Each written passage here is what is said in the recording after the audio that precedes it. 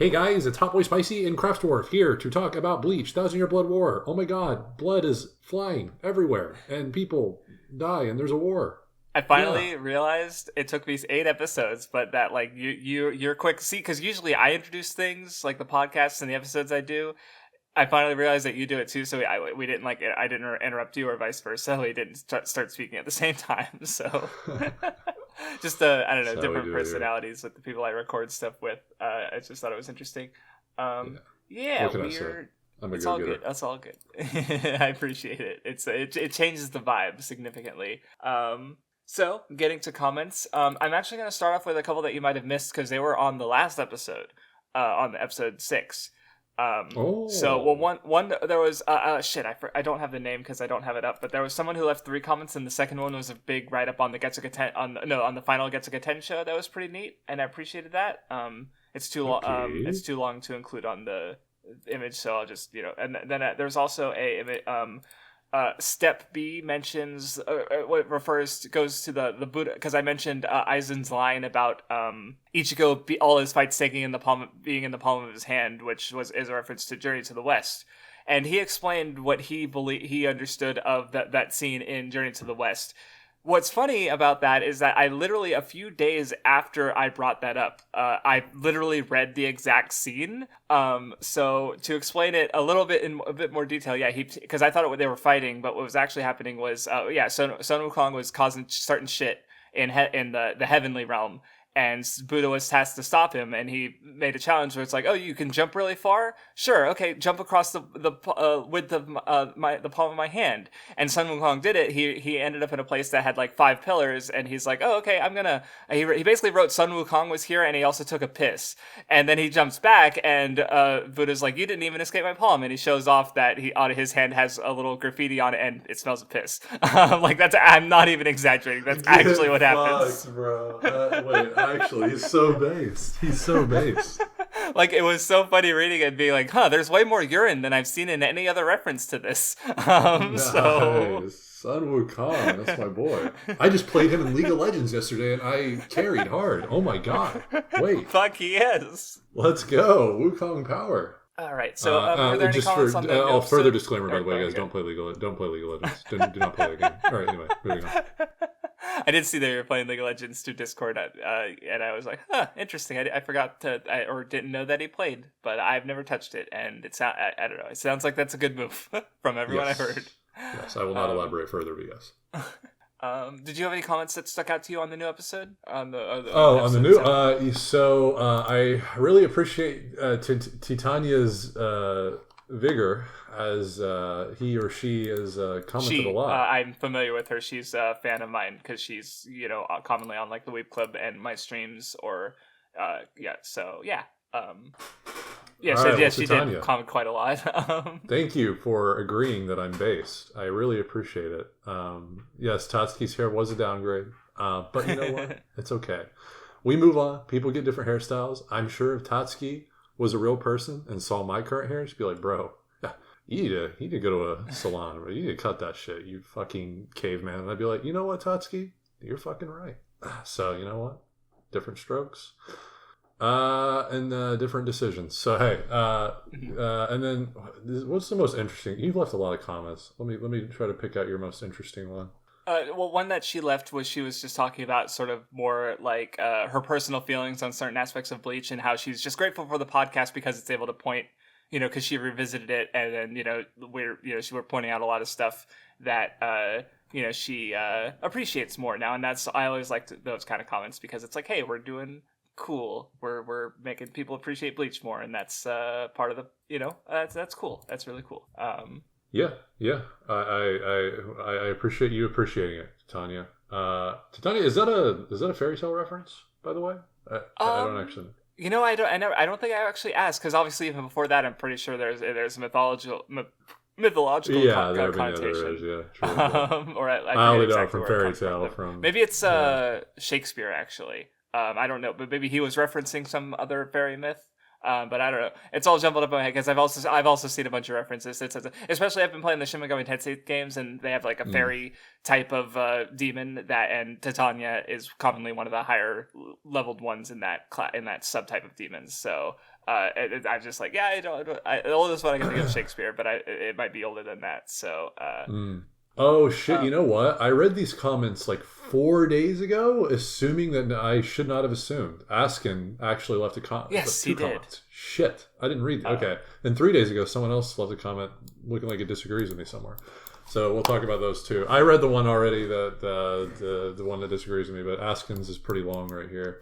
If you've read it, you can talk a little bit about that. Well, the one that I thought mostly he talked about, I guess, reasons people think Fullbring is like awful, pretty much. Like, and he goes through a big list of like issues like people had with it. So that was just helpful for framing, just like, oh, this is what. Let me go through. Okay, well, I'm definitely gonna read that then afterward. The art got bad. It makes no sense. Editors editors must have told Kubo to bring in the Soul Reapers because they have nothing to do with the conflict. Which is like, that one especially is just like, no, it's so fucking good. What the fuck? It ruins, and that ruins what the arc's going for. Tsukishima is just Aizen again. That one I read earlier. It didn't hit me how stupid that was. The Ginjo twist was obvious, which is like, sure. I mean, well, I still like the build up, even knowing. I think the first time I read it, I didn't fucking know. So I mean, yeah, I guess I'm too stupid. I don't know. Oh, it undoes the end of Arm card, making it sure so Ichigo has no permanent consequences because character development doesn't matter apparently. And people compared it to the Gon in Chimera Ant as like, oh, this is just a better version of what Bleach is doing. It's crazy too because like Final Getsuga Tensho. The Soul Reapers being there, like, they got the most discussion out of us when it came to Hitsugaya. I think that was some of Hitsugaya's best stuff, other than this stuff, I guess, against Halibel.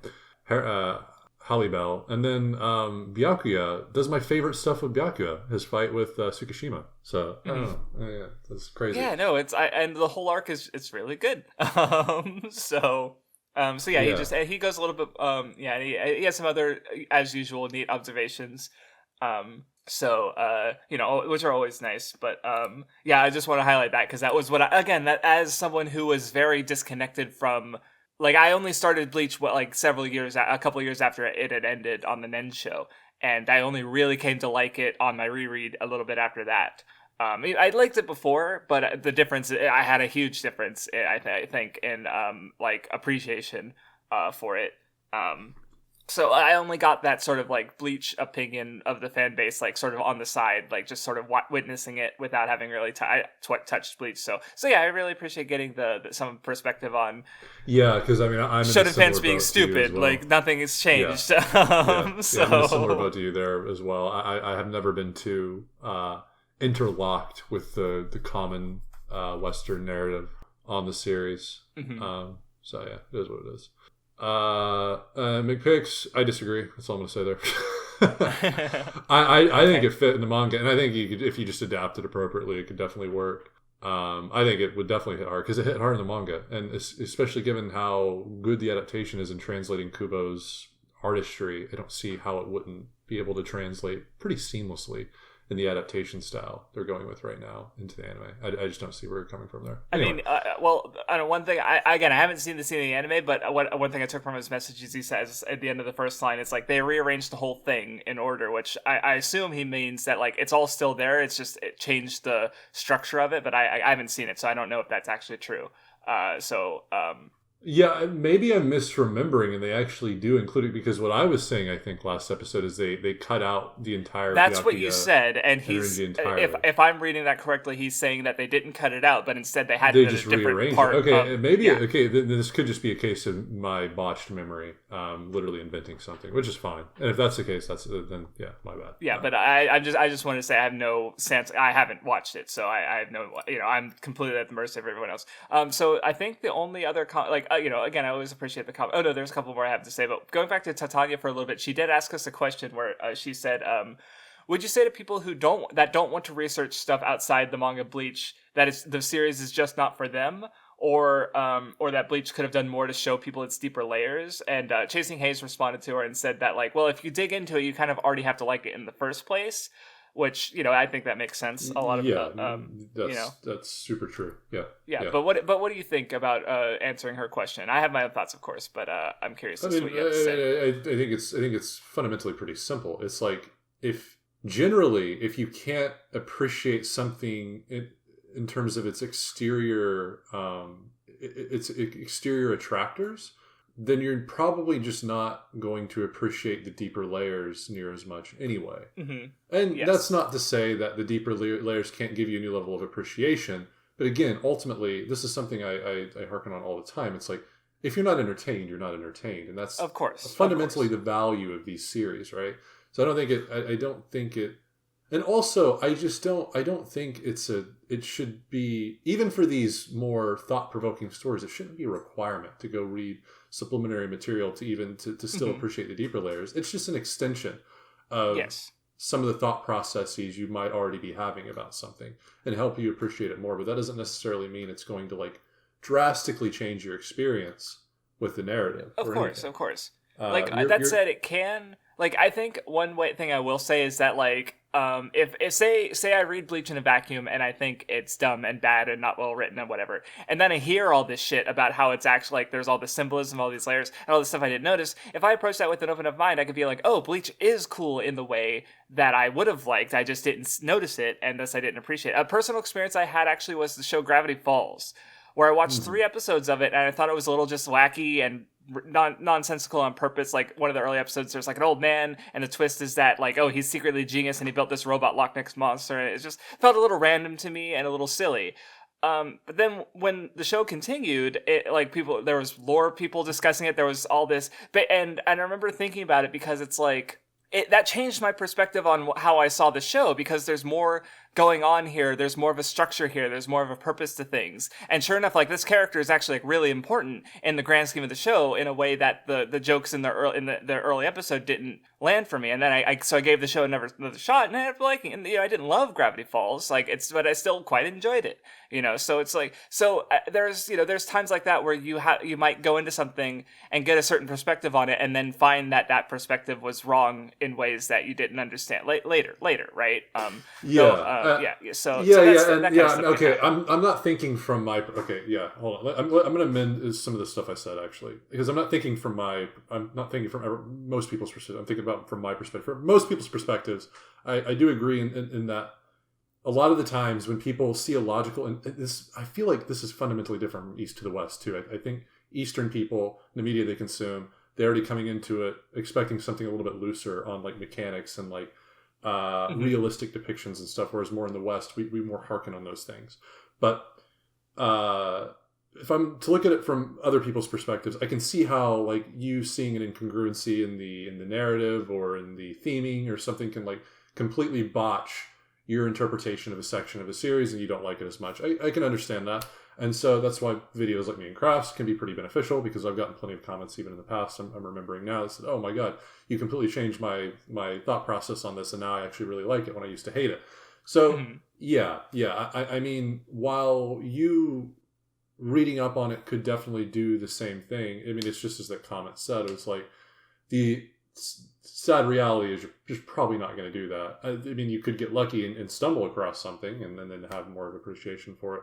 But generally, like, I don't know. I mean, I really don't. I honestly don't even think it's worth thinking much about, because at the end of the day, the actual question is like, how lucky can you get to stumble upon something and change your perspective on a story that you might have not thought enough about? It's like, well, who cares? Like, there's plenty of other stories you probably already enjoy, and it is exactly. Yeah, that's kind of one L is not gonna like completely botch your lived experience, right? Yeah, right, and that's kind of like, because I think nowadays, where it's relatively especially for me who pirates shit, like, if I want to watch something or play something or read something, I can find it. If it's online, I can find it. Like, I don't have to, oh, it's on Netflix, I don't have Netflix. I don't fucking care. I'll just pirate it, right? So when I go into something, I'm thinking about, like, okay, I'm spending my time on this thing, right? So it's like, I don't feel like the thing is obligated to, like that's just not a thing I'm worried about. Like, we talked a bit about, like, entertainment and just like with our own personal stuff, right? Where it's just like, that's just my mindset, because I can go to do whatever I want. If I'm decided to do this thing, I'm going to try and give it the best chance I get, because I want my time to be valued. So I'm going to try and enjoy it as much as I can. Right, where I feel like a lot of people, especially back when you did have less availability of stuff, like, you want what you're doing to be worth your time.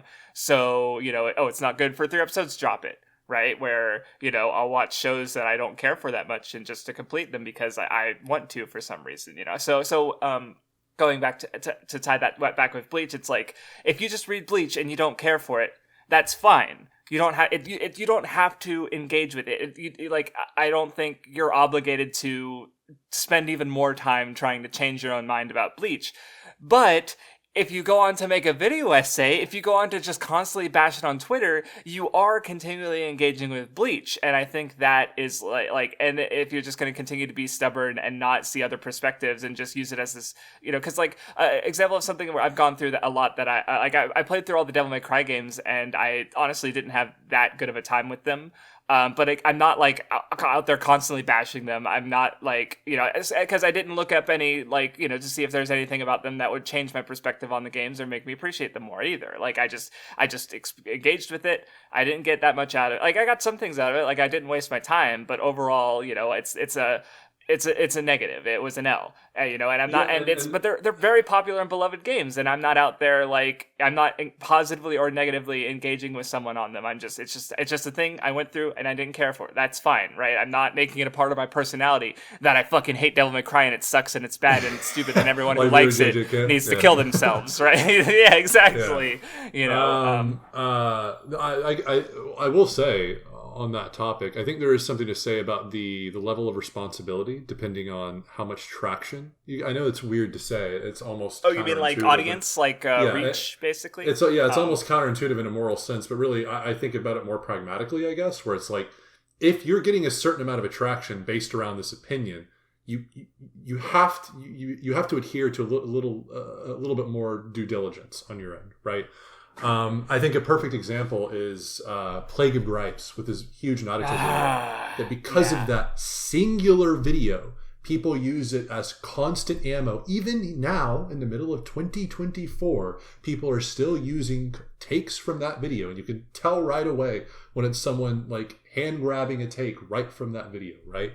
Even in my Plague of Gripes video, even though I don't like that video, at least my criticisms are valid. One of the first criticisms I give is like, hey, like, people are still using this for ammo. You could at least go in the description and fucking say, like, even if you don't want to make a comment, even if you don't want to make a public, tweet regarding it, saying I was wrong, yada yada, like, at least put in the description or somewhere that, hey, this video is like for shits and giggles, but that's also expecting personal integrity that not everyone has, unfortunately.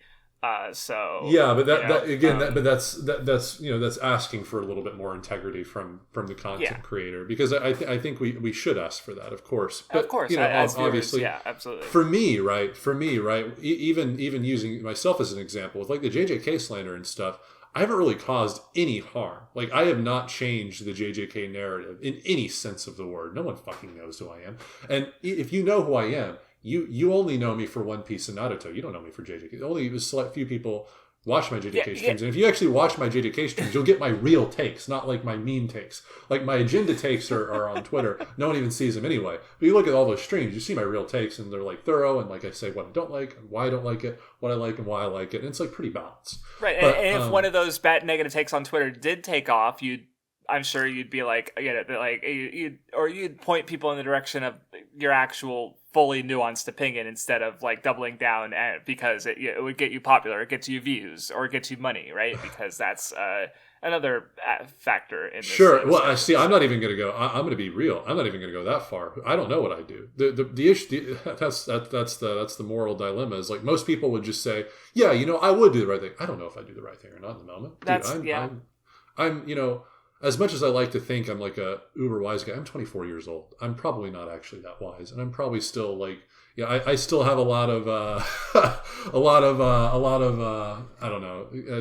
Everyone has a proclivity for bad at any point in their life, but I guess what I'm trying to say is I'm probably not at that level yet where I can just be sure. And I don't know if I'll ever be sure that like, I'll have ultimate integrity at all times. But like, thinking about it, even in that situation, I would expect me to do the right thing, but I wouldn't say I am going to do the right thing. I would never make that claim, because like at the end of the day, I've fucked up many times, even like recently. So I don't want to say for sure, but regardless, that has nothing to do with Bleach. And I think we've strayed a bit from the original topic. It actually does have something to do with Bleach because people do this with Bleach. So I don't know what I'm saying because there's narratives that have spiraled out of control. But I guess it doesn't really because it's not one singular creator propagating it. It's like a lot of I don't know. Maybe it was akin to play where some of these Bleach takes came from one guy. I think probably the most infamous example that I can think of is Super Eye Patch Wolf's videos on Bleach because he's very much has spread like similar to he's just as far as I can tell he's just also just a way better human being than Plague of Grapes, but his takes are still not great, and he's very much quoting a lot of the propagating a lot of the common negative feelings on Bleach, was some of his own as well that I don't remember hearing as much outside from him, but like I don't agree with a lot of them obviously. Yeah, but at the end of the day, I mean, if he thinks about it a long time and he still just can't see the value in it, and that's his take, I mean, that's also integrity. Like that, like you can't like even if it's doing like bad for our side. I mean, he did remove his old video, and then he with a newer one that also doubled down on a lot of his opinions. But as long as he's not spreading like deliberate misinformation. I watched some of that video, and I remember him comparing Bankai to Starfinger. And I wanted to unalive myself. I was like, this is not. This is not even. It made me upset. It made me upset. It's cringe. Yeah, no, I think I did a stream with some other folks reacting to that video and responding to it because it's a little cringe. It's a little cringe. Anyway, we can move on. So the last one thank you, Nog, by the way, for liking my Dark Souls reference. I appreciate it. I was going to bring up that comment next just because I thought it was neat, and he just goes a little bit more in, and it made sense. I had to laugh in the moment because, like, the Dark Souls of blank is a meme, and but it's true. I know. No, it's a good game. I don't mind. It's just I understand that people think it's a little over. I mean, okay, I don't know if I mentioned this last time, but probably the one of the times I did get annoyed at the Dark Souls comparisons is when Monster Hunter World came out. People were like, "Oh, it's like there was like one article or review that was like it's like Dark Souls meets Jurassic Park," and I'm like, Monster Hunter World's mechanics are like 4 years older than Demon Souls. Monster Hunter predates Dark Souls. Like, what are you talking about? Not Kingsfield, but I haven't played Kingsfield. Nobody's played Kingsfield. So anyway, that was just an example. But anyway, we can get to, or do you have any more comments, or shall we get to Bleach? So Nog actually left another comment centering how each can regain their powers by being pretty much in the same spot. And talking about how they were both had to be exhausted before they could regain their stuff. Oh yeah, I forgot about the exhaustion part. Yeah, that was cool. I don't know if let me read the response. Also, Ichigo, while in his final Gatenjo form, very much resembles a certain someone in his younger days. Are you talking about Yuha Maha? Not. I guess he does kind of resemble with the black hair, right? Yeah. Maybe. I mean, we'll talk. Well, I definitely want to talk about younger Yuha. I have a lot to even like I don't know why I'm like preemptively saying so much on Yuha Baha in my notes, but we'll see if I'm. Well, I think for most of it, it's building up to a lot of the things that result in the end. The completion of his character, because so that's that. We'll see how it goes. Yeah. So yeah, getting into the arc, we're continuing off from last time, where the first incursion into Soul Society, I'm trying to think of where do we start? Because I mentioned the panel. The panel. It's just really striking panel with all the cries of help and begging from Soul Society, and Ichigo unable to do anything, and it's just a really memorable panel for me. But how can he hear them? What is going on? How can he hear them? Mechanically, how does this work in version? Explain.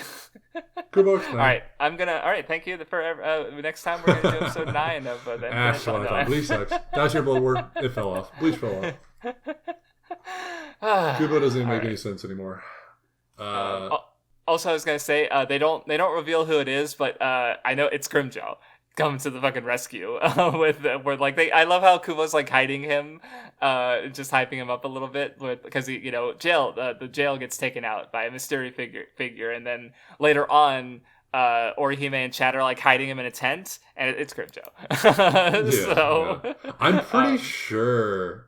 Wasn't even at the time people were saying, "Oh yeah, it's going to be Grimjaw." I'm fairly certain that was like because a common thing. because there's definitely like like, cause I don't know, when I went into Bleach, I had this meme in my head of like, nobody dies or you never know when someone dies in Bleach. And I remember by the time I finished, I was like, wait, why the fuck did I have that meme in my head? It's really stupid because like, like the only, like, thinking about it, it's like, I guess like Grimjo being defeated and like Yami being defeated are a little similar in that, like, cause Yami's head wasn't destroyed. Like, they're both lying on the ground and but Grimjo, is fine, and I don't remember, and Yami dies, right? Like, so, but generally speaking, most deaths are very fucking clear as to whether or not this character is dead.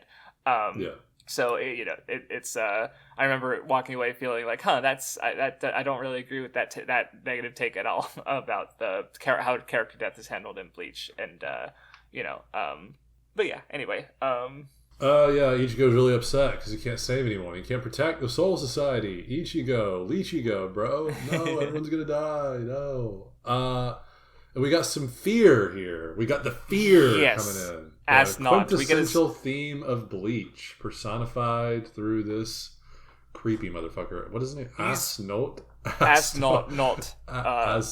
Yeah. He's definitely one of the more memorable Quincy's, I would say. He's one of the most. Yeah, one of the most.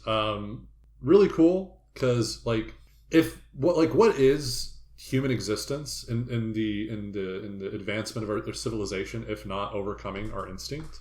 Mm-hmm. Because while instinct is really beneficial, in most survival senses, it's really not beneficial in terms of like having a functional society. If you adhered solely to instinct, it'd just be anarchy.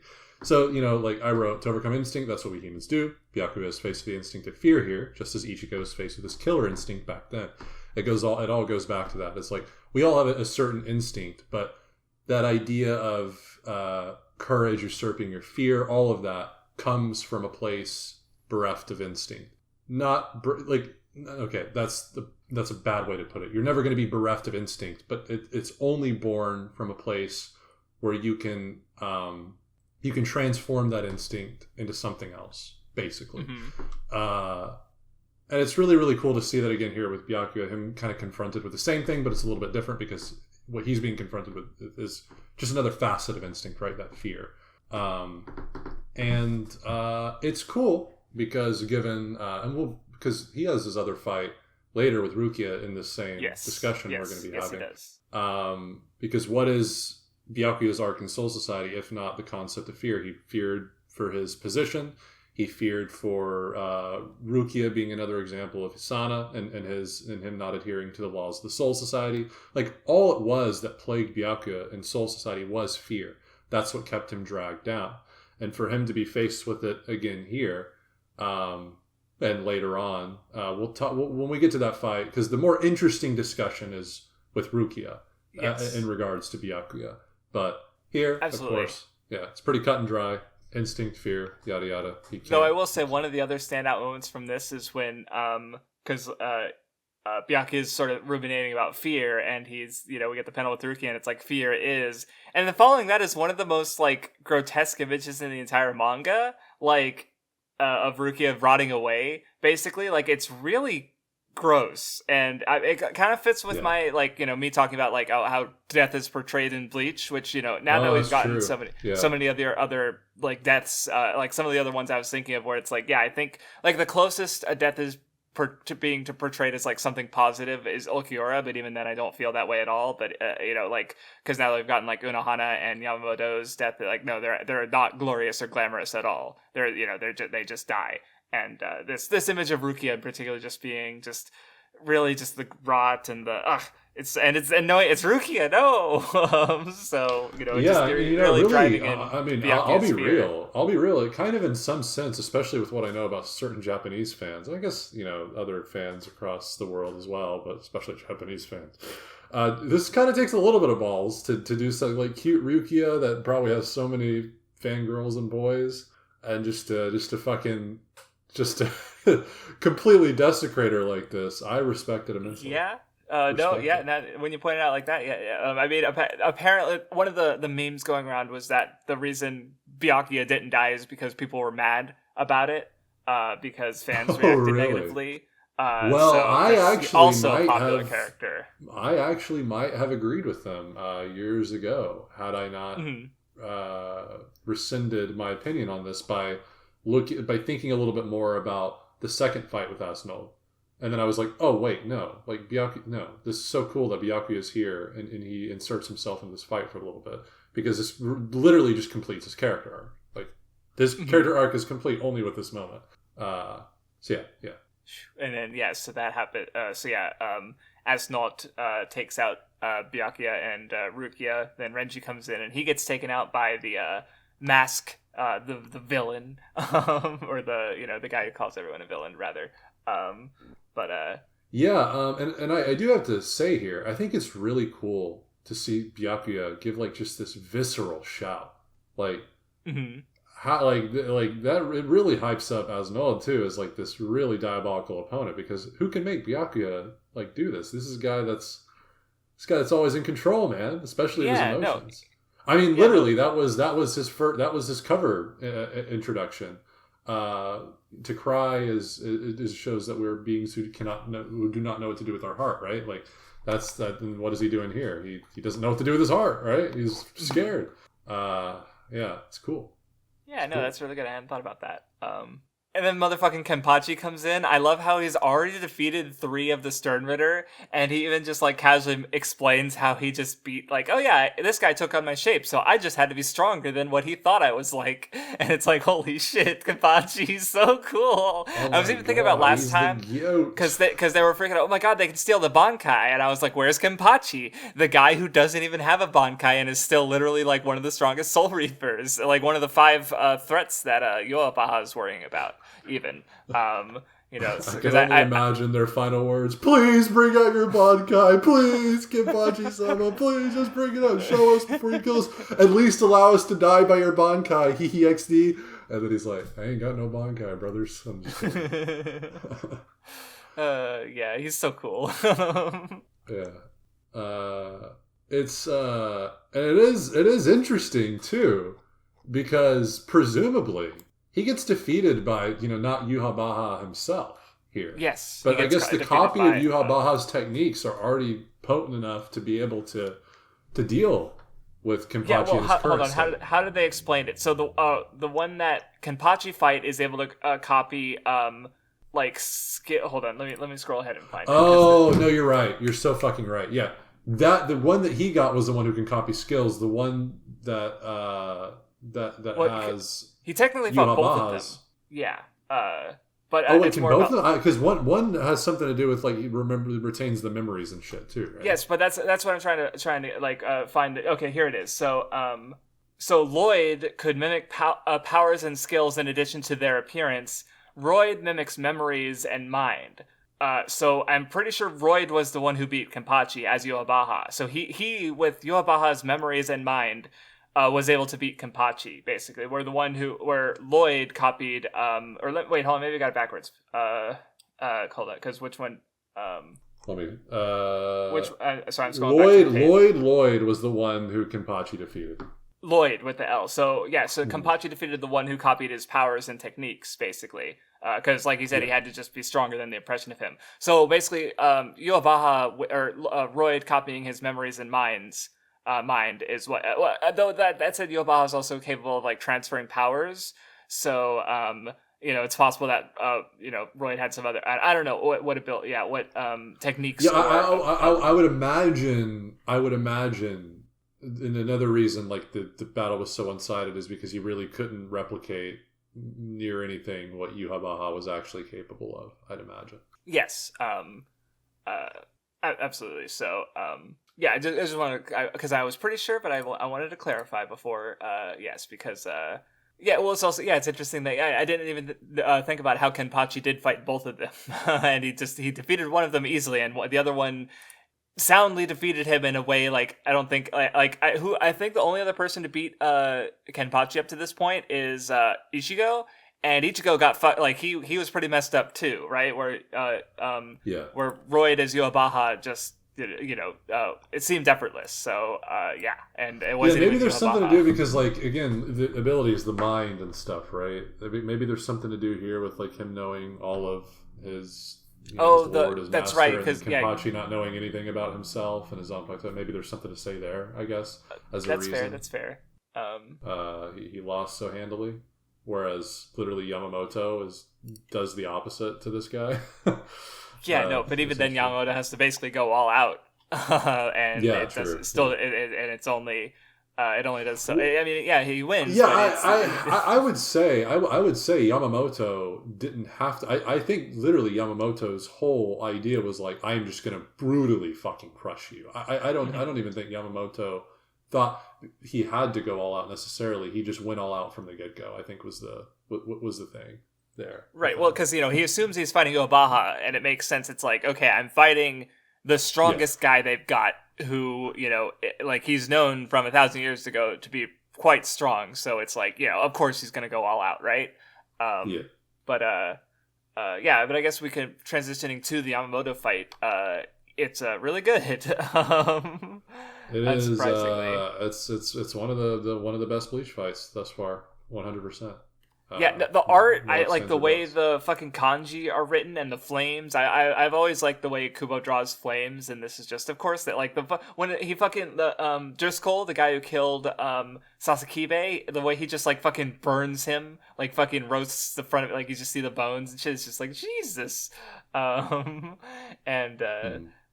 When he does his, I think, or hold on, let me find it. Yeah, his Bankai, where it's just him holding his sword, and it's just the flames off the sword. It's just the art is so good, like it's insane. Yeah, it's unparalleled.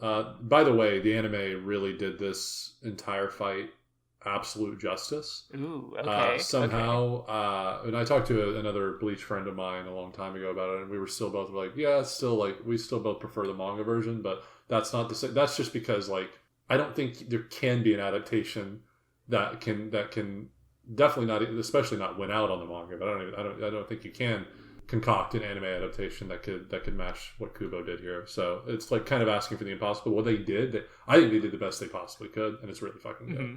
So whenever you watch, because I'm looking through it again and just seeing all these illustrations of like the fucking details on Yamamoto's like wrinkles, and this one page where he's like, although I quickly catch you and kill you with his teeth showing and the blood, and it's like, it's just it's so. Albeit there is one sequence in the fight that like I think it's an addition too. It really does hype like, and it's really well animated, and the art is like super consistent all throughout the animation. I don't know.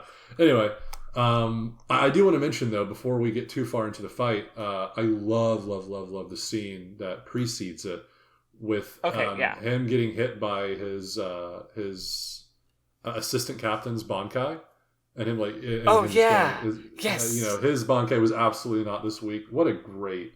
There's not really much of anything else to say for me. I just love this moment. I think it's so cool. I really like the ode of respect he gives. Mm-hmm. Yeah. I also wish I guess I had a little bit more of the translation here, but I also like their sort of dynamic with the scar, basically, where it's like, oh, everyone called him Aegisai because of the he had a scar on his face, but Sasakibe cut his face, and they changed the nickname Jujisai because of the new the symbol that it made. But Sasakiba still called him by his old name because it's like, well, he didn't feel like he earned it. And then but I don't really understand like the exact like why he took on the name Genryusai. Like I feel like there's like a translation there, because it sounds like anytime we're talking about Japanese, I just kind of check out. Like I'm like, oh, okay, cool. Mm-hmm. Japanese people understand. I don't even care to understand. Like at least at the very least, like because he says that. So for his sake, I took on the name Genryusai. So it's like he did it out of honor for Sasakibe. Yeah, that's really cool. Actual the substance. Like I at least get right. Like that's what we're all going to take away from it at the end of the day. Is like he does it out of respect. That's all we really need to know at the end of the day. So it's good. I will say it's interesting though. Whenever he kills the Sternritter, he says, "Burn! I'm finally able to avenge you. Chojiro, farewell." It's even more interesting that he uses Yuhabaha's the corpses of his own men against him too, because it's a direct showcase of this is one guy you're avenging, but look at all the people Yuhabaha is avenging. It's like the whole Quincy race, essentially. Mm-hmm. Like, and if we're talking about a battle of vengeance, well, I'd say the weight flows much more heavily in Yuhabaha's side if we're going to call one side justice, right? It's really interesting thought if you're thinking about of only revenge versus revenge. But obviously, that's not all what it is. Even on Yuhabaha's side, he's looking at a goal way further beyond that. But this is interesting. It kind of goes to the old quote, the pain quote, "My pain is far greater than yours," something like that. Yeah, I definitely have some thoughts on it. Yeah, we'll talk about Yuhabaha for sure. I'll save it till we're actually talking about Yuhabaha because right now it's still Roid. Don't worry, I have a lot to say too. So already. Yeah. Though I like how when Yamamoto starts to fight and like you sort of have Soul Society rallying because they're like, oh shit, Yamamoto's fighting, we better fucking get our shit together. Dad's fighting. Just a neat little moment up there. Morale, I guess, being affected. It's also funny looking at my notes because I have in all caps like, wait a minute, Yamamoto hadn't used his Bankai yet. Because he's so strong, and it's like, no, he hadn't shown off like his cool technique, but he did, and it's awesome. What else do I have to say? I was gonna say I also love when you start a sentence with "I was also gonna say," but then in the middle of saying it, you forget what you're gonna say. No! Awkward moment. Awkward moment. Hopefully it'll whatever you were going to say, go ahead. I will definitely remember because it was not I guess deep. Another point I was going to say about just the way I remember. Go ahead say it before you forget. This is one of my favorite depictions of power, like maybe even ever.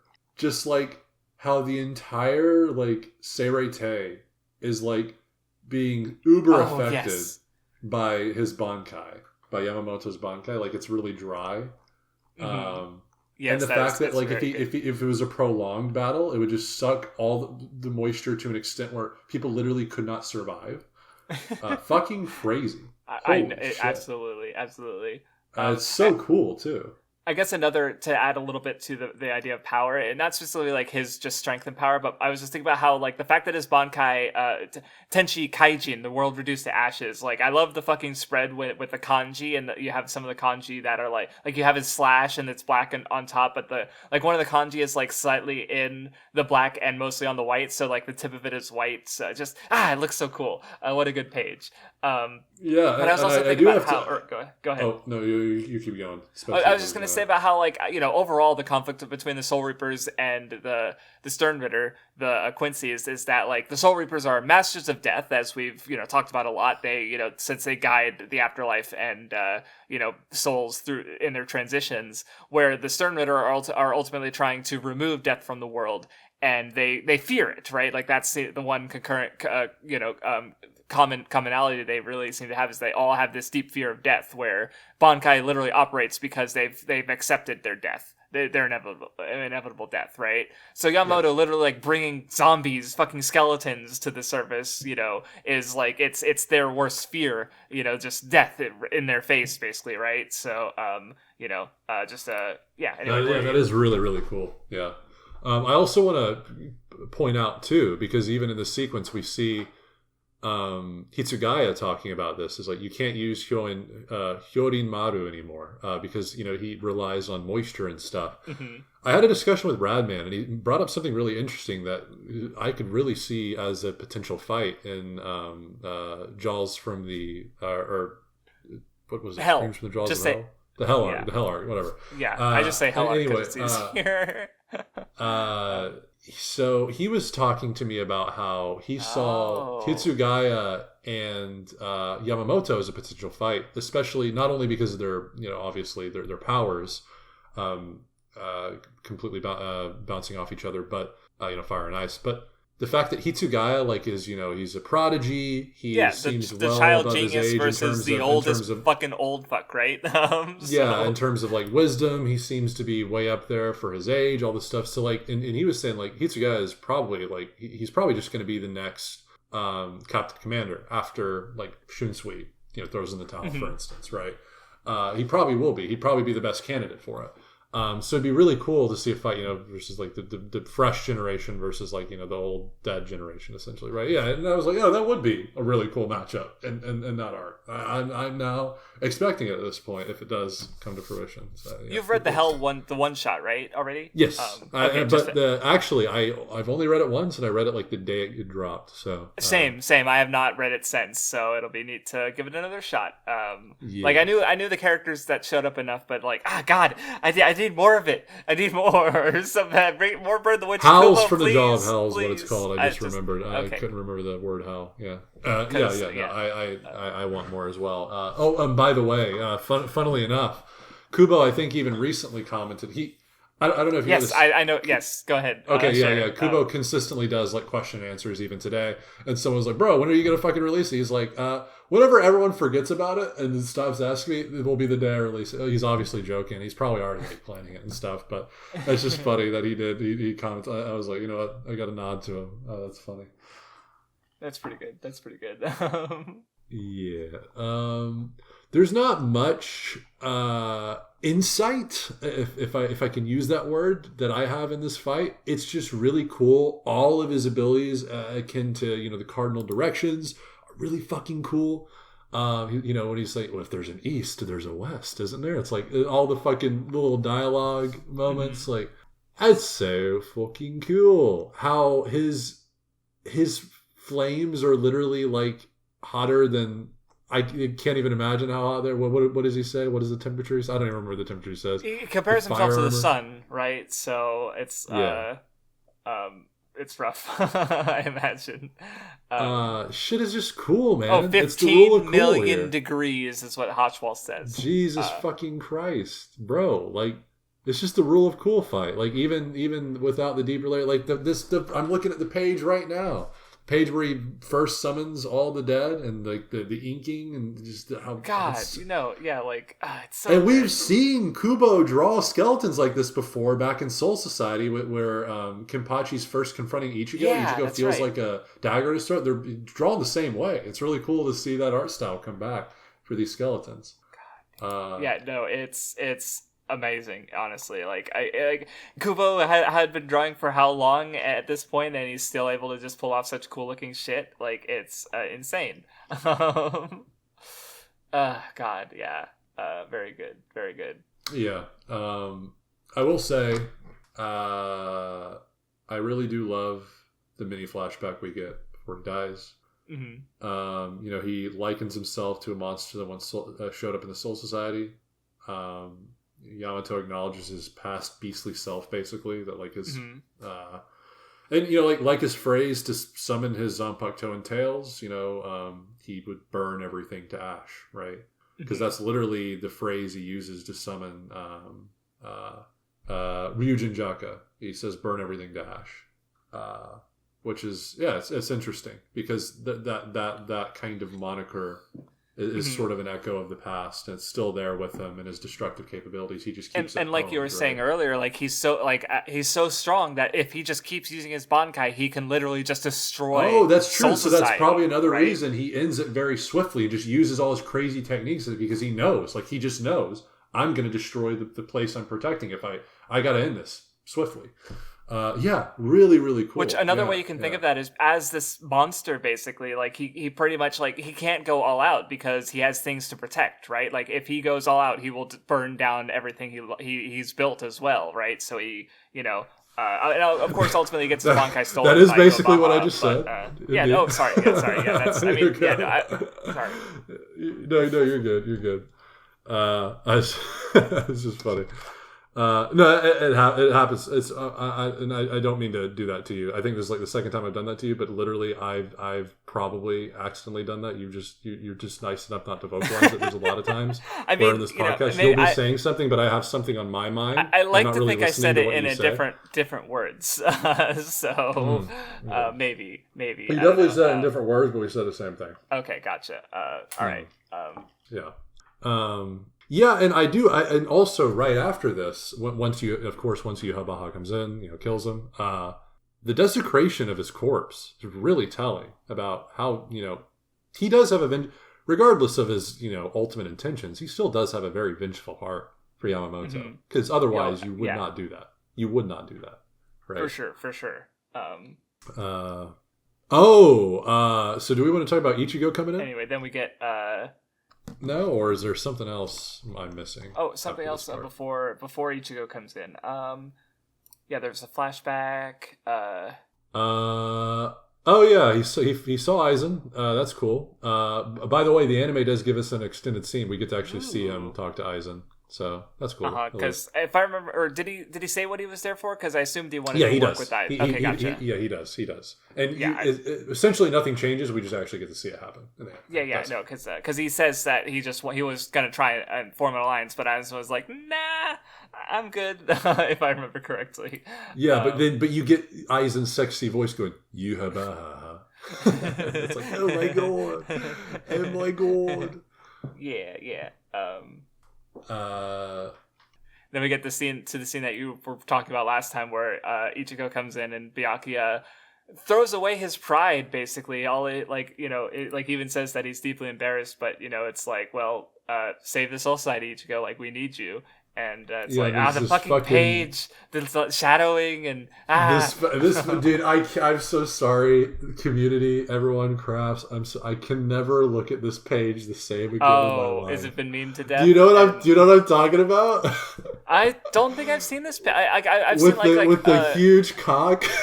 Oh, there's an edit. It was back whenever everyone was putting cocks on like every like iconic panel, and one of the most prevalent one was this one. For some reason, this one is the most prevalent one. It's like some artist gave Ichigo a big cock, and like that's all I see now when I see this. It's real because it's such a great page. Well, I guess I win because I haven't seen that image, so I can still just enjoy it for what it is. Okay, don't look at it because it's not ruined for me. It's just like I in the back of my mind, I will always think about it no matter what. It kind of fucking sucks. I'm not gonna lie because it's such a good moment. It's peak art.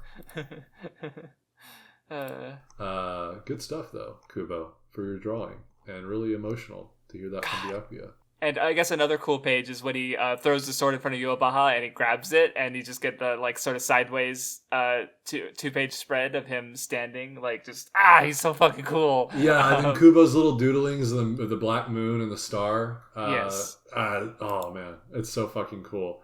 I do want to say here, when Yuhabaha says "you," I want to point to that moment because it doesn't look like Yuhabaha is looking at Ichigo. It looks like he's looking at his sword. Zangetsu. The fucking yeah, that makes sense. It looks like he's looking at Zangetsu because they've had, these two Yohabahas have come to differ in how they feel about Ichigo. So yeah, that makes sense. God, that's a good catch. I did not notice that. Yeah, because again, like another thing that made me think that is it would also make logically more sense here if he's not willing to acknowledge someone who doesn't even know himself, right? Whereas instead he's looking at the person, why would you fundamentally change from me? To acknowledge himself before Ichigo, the man who doesn't even know of his Quincy heritage. As he said, my son born in the dark, he won't even acknowledge him as as an equal threat, right? Not until the ending stuff. So, it's cool. It's cool. Yeah. Not much else for me to say here, though. It's like... Yeah. I mean, we get Yuabaha. He's, like, explains Ichigo's heritage and just... He wins the mental battle and breaks his Bankai, right? Like, his, and just... Actually, it's Hoshwalt who does that, come to think of it. Like, looking at it again. Yeah, it's not even... I forgot about that, yeah.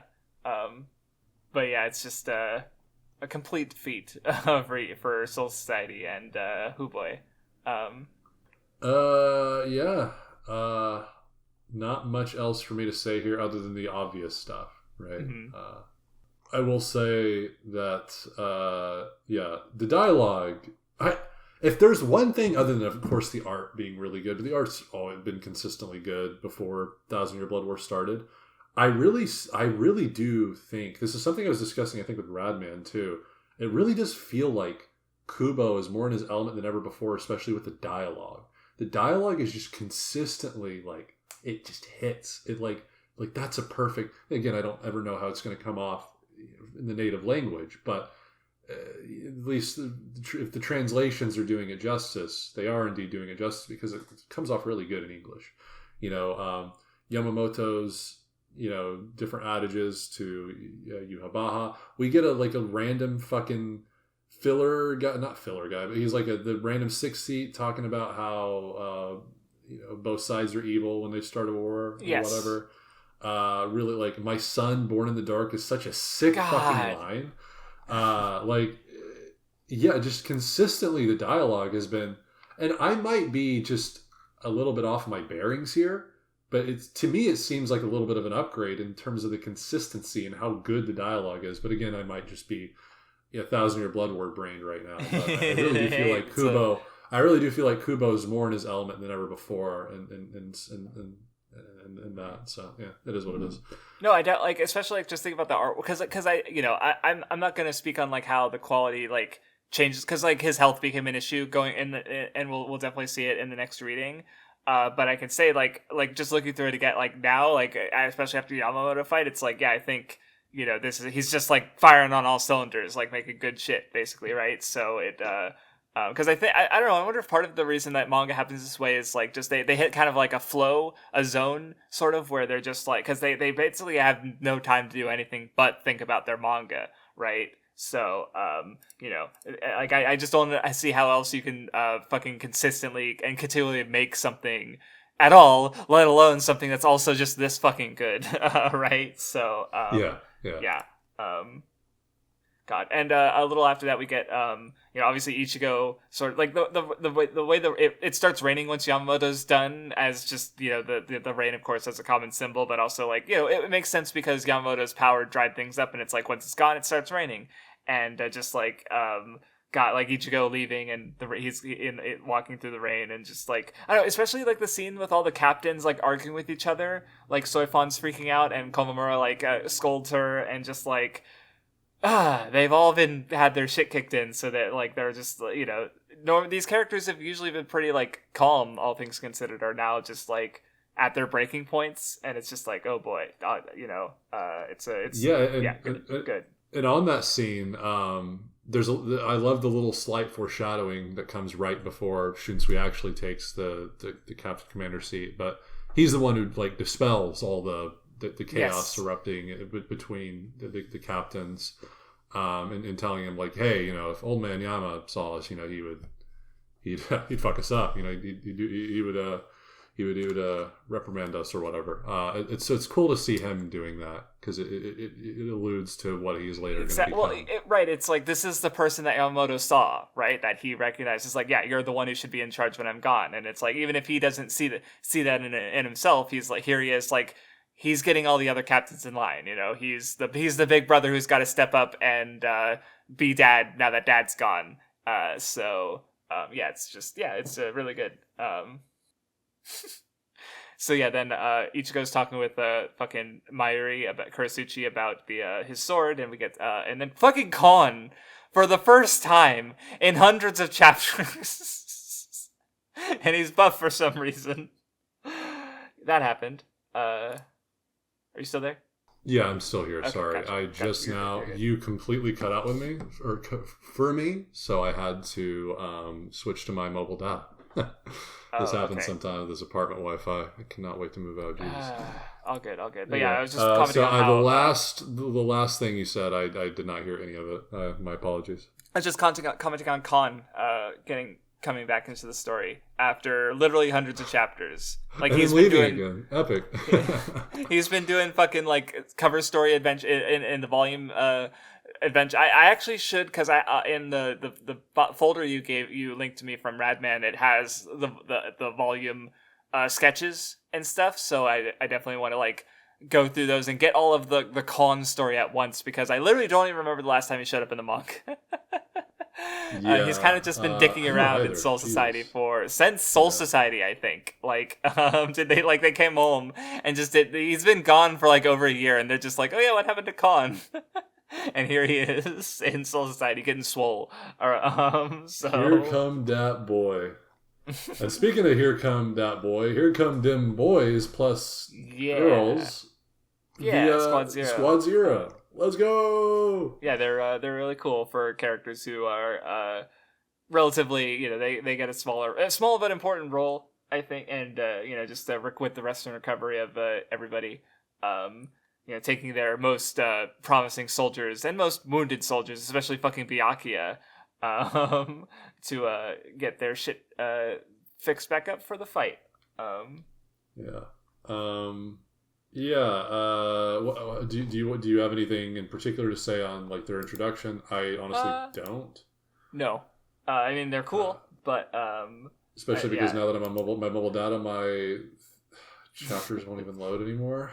So I'm back to being blind. But that's how I've spent most of this podcast anyway, so that's okay. Okay, well, unfortunate. Yeah, I thought maybe I could point out some cool things as I go if I could remember them spot on, but no, I can't do that anymore. It is what it is.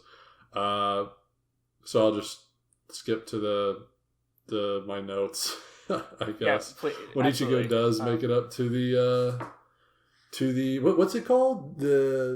Actually, I did have something to say about Squad Zero, but you finish your thought. No, especially if it goes before he makes it up to the Squad Zero domain. Oh yeah, well, I was gonna say because like we just had a major character death. Everybody feels like fucking shit, and I think Colin also factors into it, but just the way that because Squad Zero also add a bit of levity, right? Like because these characters are completely like detached from what just happened at Soul Society. So I was just thinking about how it's like, they're detached and they're able to bring like levity back to the story in a sense. That's it. Yeah. Because they're just detached from the pain and the loss, pretty much. Like even though all these Squad Zero guys they knew Yamamoto, but like they literally live like way above Soul Society. Like they're just completely disconnected. So yeah. So. When they do make it up to the place where the Rayo is, again, forgetting what it's called, if I could actually look at it. Rayo-Q? Rayo-Q? Okay. Yeah. Aizen, well, Ichigo says, this is the place Aizen so desperately wanted to come to. And I think it's cool that Ichigo made it to the heights Aizen sought, even after losing it all twice. Slow and steady, with plenty of rises and falls. Like, that is true ascension. It shows that how much superior Ichigo's path is compared to Aizen's, where he tried to stomp over everything in order to become the greatest, whereas Ichigo had to rise in the muck. He had to fight through everything, not above it ever, right? And whatever wasn't standing with him was above him, and he had to you claw at to ascend. So yeah, it's cool. It's cool. Yeah, very nice. And then in that same note, what's her face? The creepy girl. Forgot her name. Yeah. Let me try to. I was trying to remember all of their names because I kind of was. I know Oetsu, right, is one of them. Is the sunglasses guy, right? That's his name.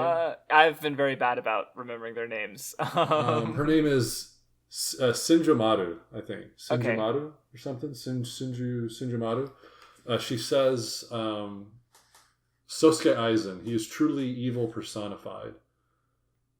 Which is a far cry from Ichigo's thoughts when he became closer to Aizen than anyone through his battle with him. Aizen was merely an evil because he posed a threat to the current system. And she denotes the Quincy's as a greater evil because they stand an even greater chance to overthrow them, right? So they're not necessarily evil. It's just like there are enemies, but these guys are more dangerous enemies this time. So they're an even greater evil. I automatically was thinking that way. It's not necessarily that they're evil in the common context of evil. She's just saying Aizen was evil because he was trying to get here and assert the Rayo. So he's evil, but they're even greater evil because Yamaha has a greater chance. So he's a greater evil, right? That's how I think about it anyway. It made me think about how they're kind of similar / more extreme than Yamamoto was in Soul Society because these people are disturbing the peace, they are evil, right? Well, these guys are trying to do this thing, they're evil, right? So just similar traditional mindset of just if they're the enemy, then they're the worst thing possible. When I think that part of the conversation really happens in the Renji fight, but we will get there against Damask, I think is his name. And I do want to mention on designs. I love all of their designs, but I especially love Ichibe's. Ichibe's design, it has this benevolent power to it. I think that's like the perfect description of his design. It's like benevolent power is what his design I evokes. think, yeah, especially for like as his general design, absolutely. But I also think about like when he has his later fight against Yubaha, it takes on a bit more of a sinister feeling, you know. So it's more malevolent feeling, obviously later right, on. But in his introduction and even further on until his he fight just with seems like Yubaha, a jolly, very, cool guy, and he's got a big old smile all the time. Like absolutely, you know. But his frame and his big beard and his bushy eyebrows really depict that like power. It's like you can tell like this guy's not to be fucked with, like right off the bat, just in his design. But I do want to mention also in the same sequence, again, there's a few things that just from the first sequence when they enter, the Rayo's domain. Someone, I don't remember which member of the Squad Zero, they characterize the place hosting Rayo as a cocoon-like structure. I find that really interesting. Like Rayo is a perpetually like unevolved being almost is what that tells me, because what is a cocoon if not an imperfect butterfly, something that is not yet a perfect butterfly, right? So like it's three connections I just made, honestly. So you might have been about to get to some of them. Is one, Yohabaha wants to usurp the Rayo and presumably like move the world to its next stage, right? For the people who are brought there, they're the ones who spend time in the cocoon before they get the power to leave it, basically, right? Especially Ichigo, who literally flies out of the he falls, but it's closer to flying than not flying, right? Yeah. And then the third one I was gonna compare it to Aizen, who was trying to reach this place because I think there's even one of the chapters that calls him like a chrysalis, right? Like because he gets the full like the body sock. As he cocoons in his path to evolution, and then he gets like wings like a butterfly, right? So you made me think about it. So I was like, yeah, that's really neat. I forgot about that. And in his chrysalis stage too, he does look pretty similar to the Rayo in that form, like with the mask, Yeah, that's actually I hadn't thought about that. Yeah, I guess and I guess another interpretation I could give is like maybe it's a sacrifice the Rayo makes in order to preserve the balance of the world. It's like he needs to consistently hinder his own progress to keep the stability intact. So it's this self-sacrificial thing that the Rayo does. That could very much be the case. And I don't even know if that's explained. I don't even remember. See, there's so much I don't remember. I could just be saying what is literally explained later on. But I don't remember. So, something to say there, I think. But for now, what you said, I've been around that. I don't think there's much more I can add to what you said. I've thought similar things. That's good.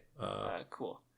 But yeah, I don't have much to say about the training itself. I mean, it's cool. I like especially learning more about the mechanics of how the setting works, and like later learning how Ichibei he comes up with all the names, and here's the Sanpakuto, especially that the Asauchi has come up a couple times because they're like, oh, it's hollow-like, and it's like Ichigo has a hollow in his body, and that affects how his Soul Reaper powers work, right? So I think it's really interesting.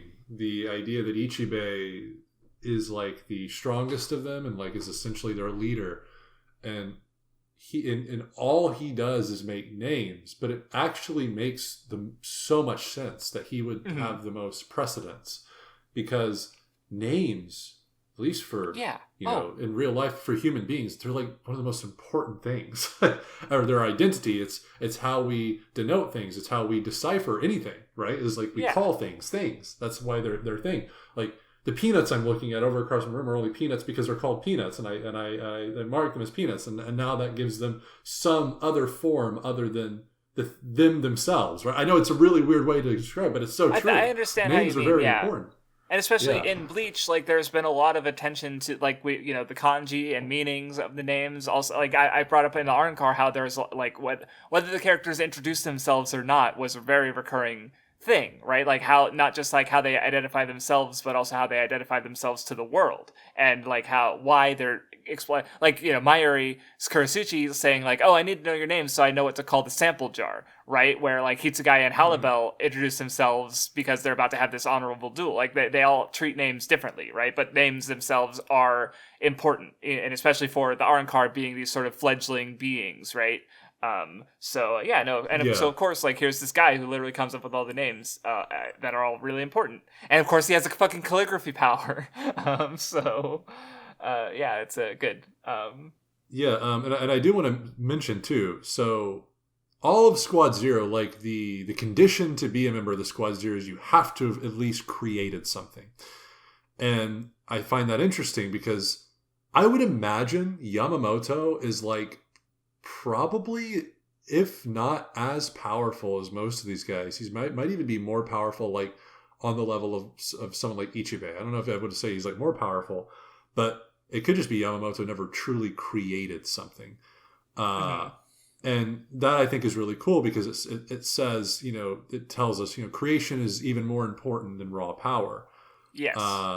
So essentially, and what I automatically think of is the Reo, and then when I think of Reo, I think of God, right? So creating something important brings you to the status closest to a god, basically. And they're literally, like, the closest you can be to Reo, too. So, yeah, that line of thinking I think is really cool. Yeah. And I also want to point out, just so I maybe you looked it up or you just remember, but it comes up exactly in the next reading. They're kind of alluding to it now, but basically, Yoabaha noted, like, these are the 5 guys we need to fucking keep an eye on, and he had specific reasons for each of them. I actually do remember the 5. Yeah, the 5. Okay, gotcha. Because I was struggling to remember. Let me see if I can remember off the top. It's Ichigo, Kenpachi, Aizen, Urahara, and Ichibei, right? Yes, you're correct. Do you remember why for each of them? For Ichigo, it was potential, right? For Aizen, it was Reiatsu. For Kenpachi, it was power. For Ichibei, it was wisdom, and for Urahara, it was intelligence, right? I wrote down tricks, so basically, like, his trickery was, which they're related. So okay, no, you have good memory, or you looked it up and you're not. No, I actually don't know what. So what I always tell people, I forget everything, but for some reason, certain specific things that strike me in weird ways, I remember really well. That's one of the things in 1,000 Year Blood War I have not reread. It hasn't even come across in the anime again. No, I just somehow I guess I thought it was really fucking cool when I was like when I was reading it week to week as it was coming out. And even that's though I fair. don't remember anything else. I mean, speaking of, I mean, I absolutely remember just random trivia. Like, I think I can name all 5 of the Buster Call admirals in Enia's lobby. Like, they're minor characters who met most of the they've barely been named on screen, even when they do reappear. And it's like, Strawberry, Yamakaji, Oniguma, Momonga, Doberman. Like, I just off the top of my head, I could just name them all for some reason. I like, hand to my heart, swear on anything. Like, I have not looked at. Like, I know, I believe you. I just think it's funny, like that. Just like, we could just some things just stick in our head, right? But no, that's cool because I did have to look it up because I did forget that. So and it's cool to because I guess because like Yamamoto, he is strong, but like really strong, but I guess especially considering how, like, Ichigo and Kenpachi, like, Kenpachi grows right between his defeat from Royd and his fight against Gremmy. Right, like he gets even fucking stronger. Even though Yamamoto, he would be more physically powerful than most of Squad Zero, and stronger in a fight potentially, but he doesn't have Ichibei's wisdom and his that insight. And I guess the potential for power once Kenpachi's fully awakened with Bankai, it actually supersedes Yamamoto's power, I guess. Oh, yeah.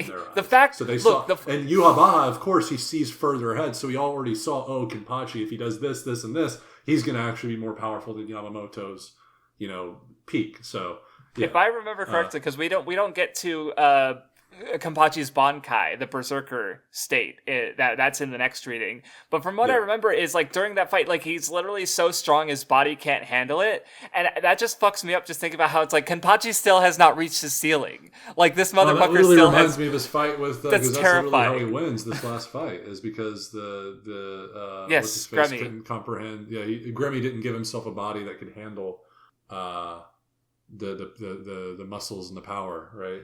Yeah, well, and I honestly, I hadn't made the connection before, but yeah, not only that, like, yeah, because Gremmy can't imagine having a body that can contain Kenpachi's power. Kenpachi physically does not have a body that can contain his own power, as we come to see. And I was just thinking about how it's like, his power is literally so far beyond imagination. Like, Kubo's just done such a good job of establishing Kenpachi and how strong he is that, like I was just told you about how it just fucks with me a little bit. That, like, he still has room to grow. Like, he's already so just insanely strong in this world, and it's just like it's all made up. It doesn't matter. No, it does matter, but it's like, you know, it's all fiction, but it's like, it's still just like, it's real built up so well, and no, absolutely, right? Especially, yeah, and it's just like, just having that moment of just like, wait, Kenpachi's fighting these guys, and he's still like, he's already one of the strongest Soul Reapers ever, and he still has room to grow. It's unbelievable. It's fucking beyond imagination, you could say. So, we'll talk about that fight later. Yeah, and on a way more insignificant note, I just like how we get a call back to Urahara's bath. Because they literally stole it from the bath guy. Yeah, it's like a cheap imitation, basically. Oh yeah, we do see the at one point, don't we see the I forgot to mention the Fullbringers. They're here. Yes, Ganju had rounded them up so that they could help out, and they come. They haven't shut up again, but it's just a neat little like, it's those guys. Don't worry, guys, we haven't forgot about our boys. They'll come back. I'm pretty sure they help in the final battle. They absolutely do. Right. Yes. Okay. If no one else, Tsukishima does. I'm pretty sure Ginjo shows up. I don't remember Giriko doing much, but I could have just been misremembering. He gives moral support. Okay, that's all I need to know. Do we have any more to say about Ichigo and Renji in the Ryokyu, or before we get to Kenpachi versus Unohana? I don't really got much else to say other than. No, yeah. Okay, that's fair. But yeah, Kenpachi versus Unohana is really good. Yeah, they fight, and Unohana and Kenpachi love each other because they give each other battle boners and make basically. Look, the panel, like when he goes to fight her, and we just see her fucking face, her sinister looking face. Like, that was like the most vibe crazy change, Kubo panel right? ever. Or like, page, it's like for the millionth time, his expressions are just so fucking good because it's just such a good page, and she just like, this is Unohana, the same like sweet motherly lady you've been seeing for so long. This is still her. She's just very, this is just the whole ass side of her. God, and it's just. So it's a good reveal, and just like the fact that her name's Yachiru, it's like, huh?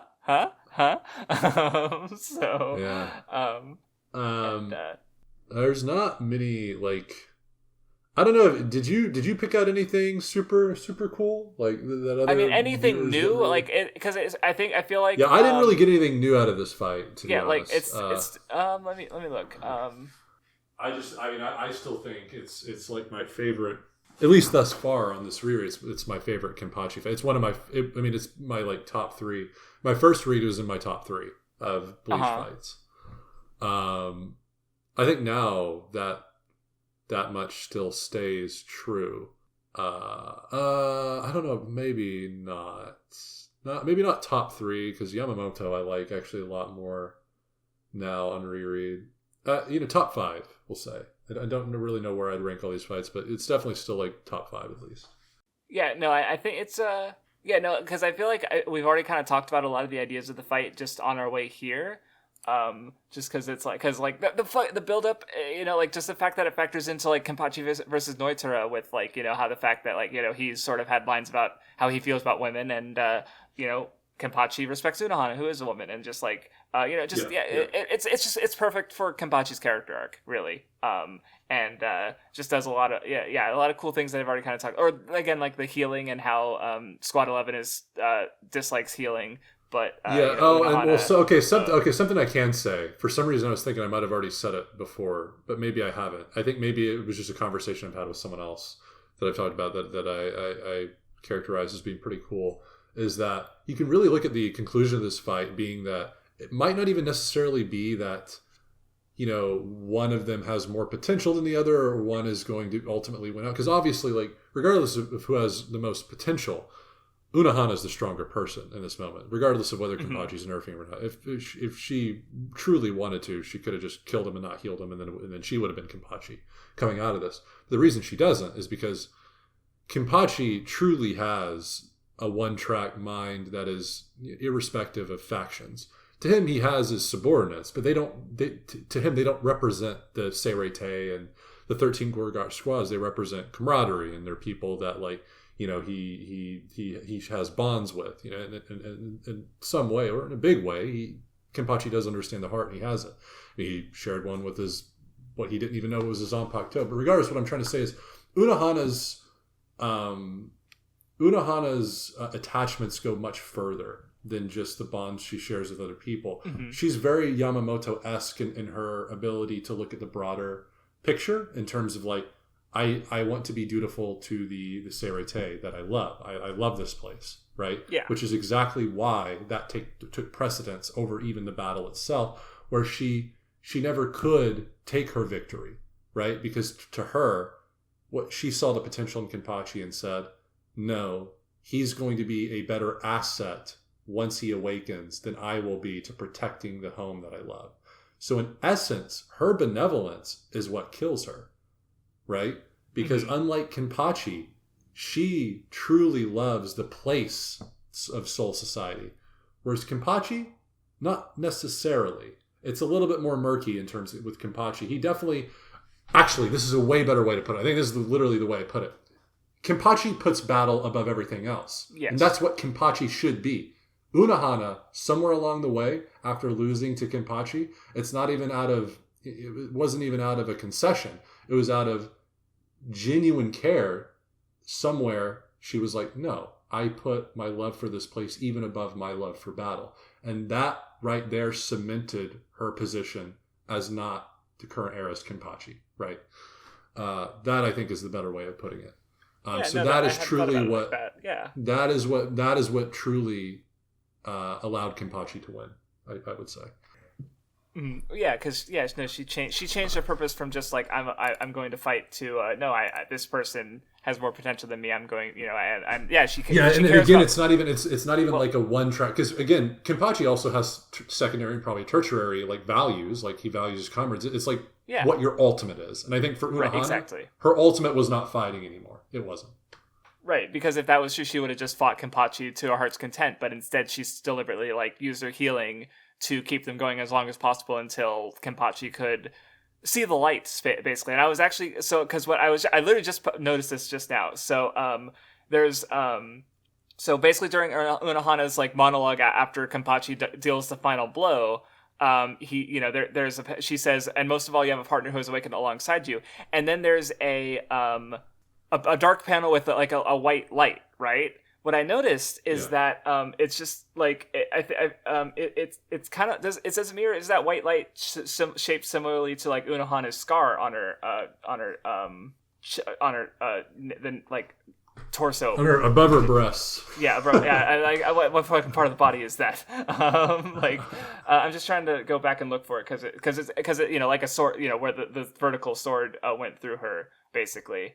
I'm just going to go back and see if it is because one thing I do think happened, either whether it looks similar or not, Kenpachi stabbed her in the same place when he killed her, basically, and I was just thinking about how it's like because if we want to draw the dark light motif there, then I was just thinking about how it's like when he first fought, when he was, he's first fighting Unohana and he learned that thrill of battle for the first time. Like since then, he's basically been living in darkness, right? Because he's been holding his power in because no one else can fight him. And but when he kills Unohana, when he cuts through that same wound again. Oh no, I just found it. Yeah, no, it is similar, like vertical, and so that it's yeah, no, I'm looking at comparing they're not completely similar, but they're slightly similar in shape. So basically he has to sort of cut through the same spot again, and that sort of like opens up his like he has light in his world again because he's now defeated surpassed the one person he had been trying to surpass. But as she remarks, is that like there's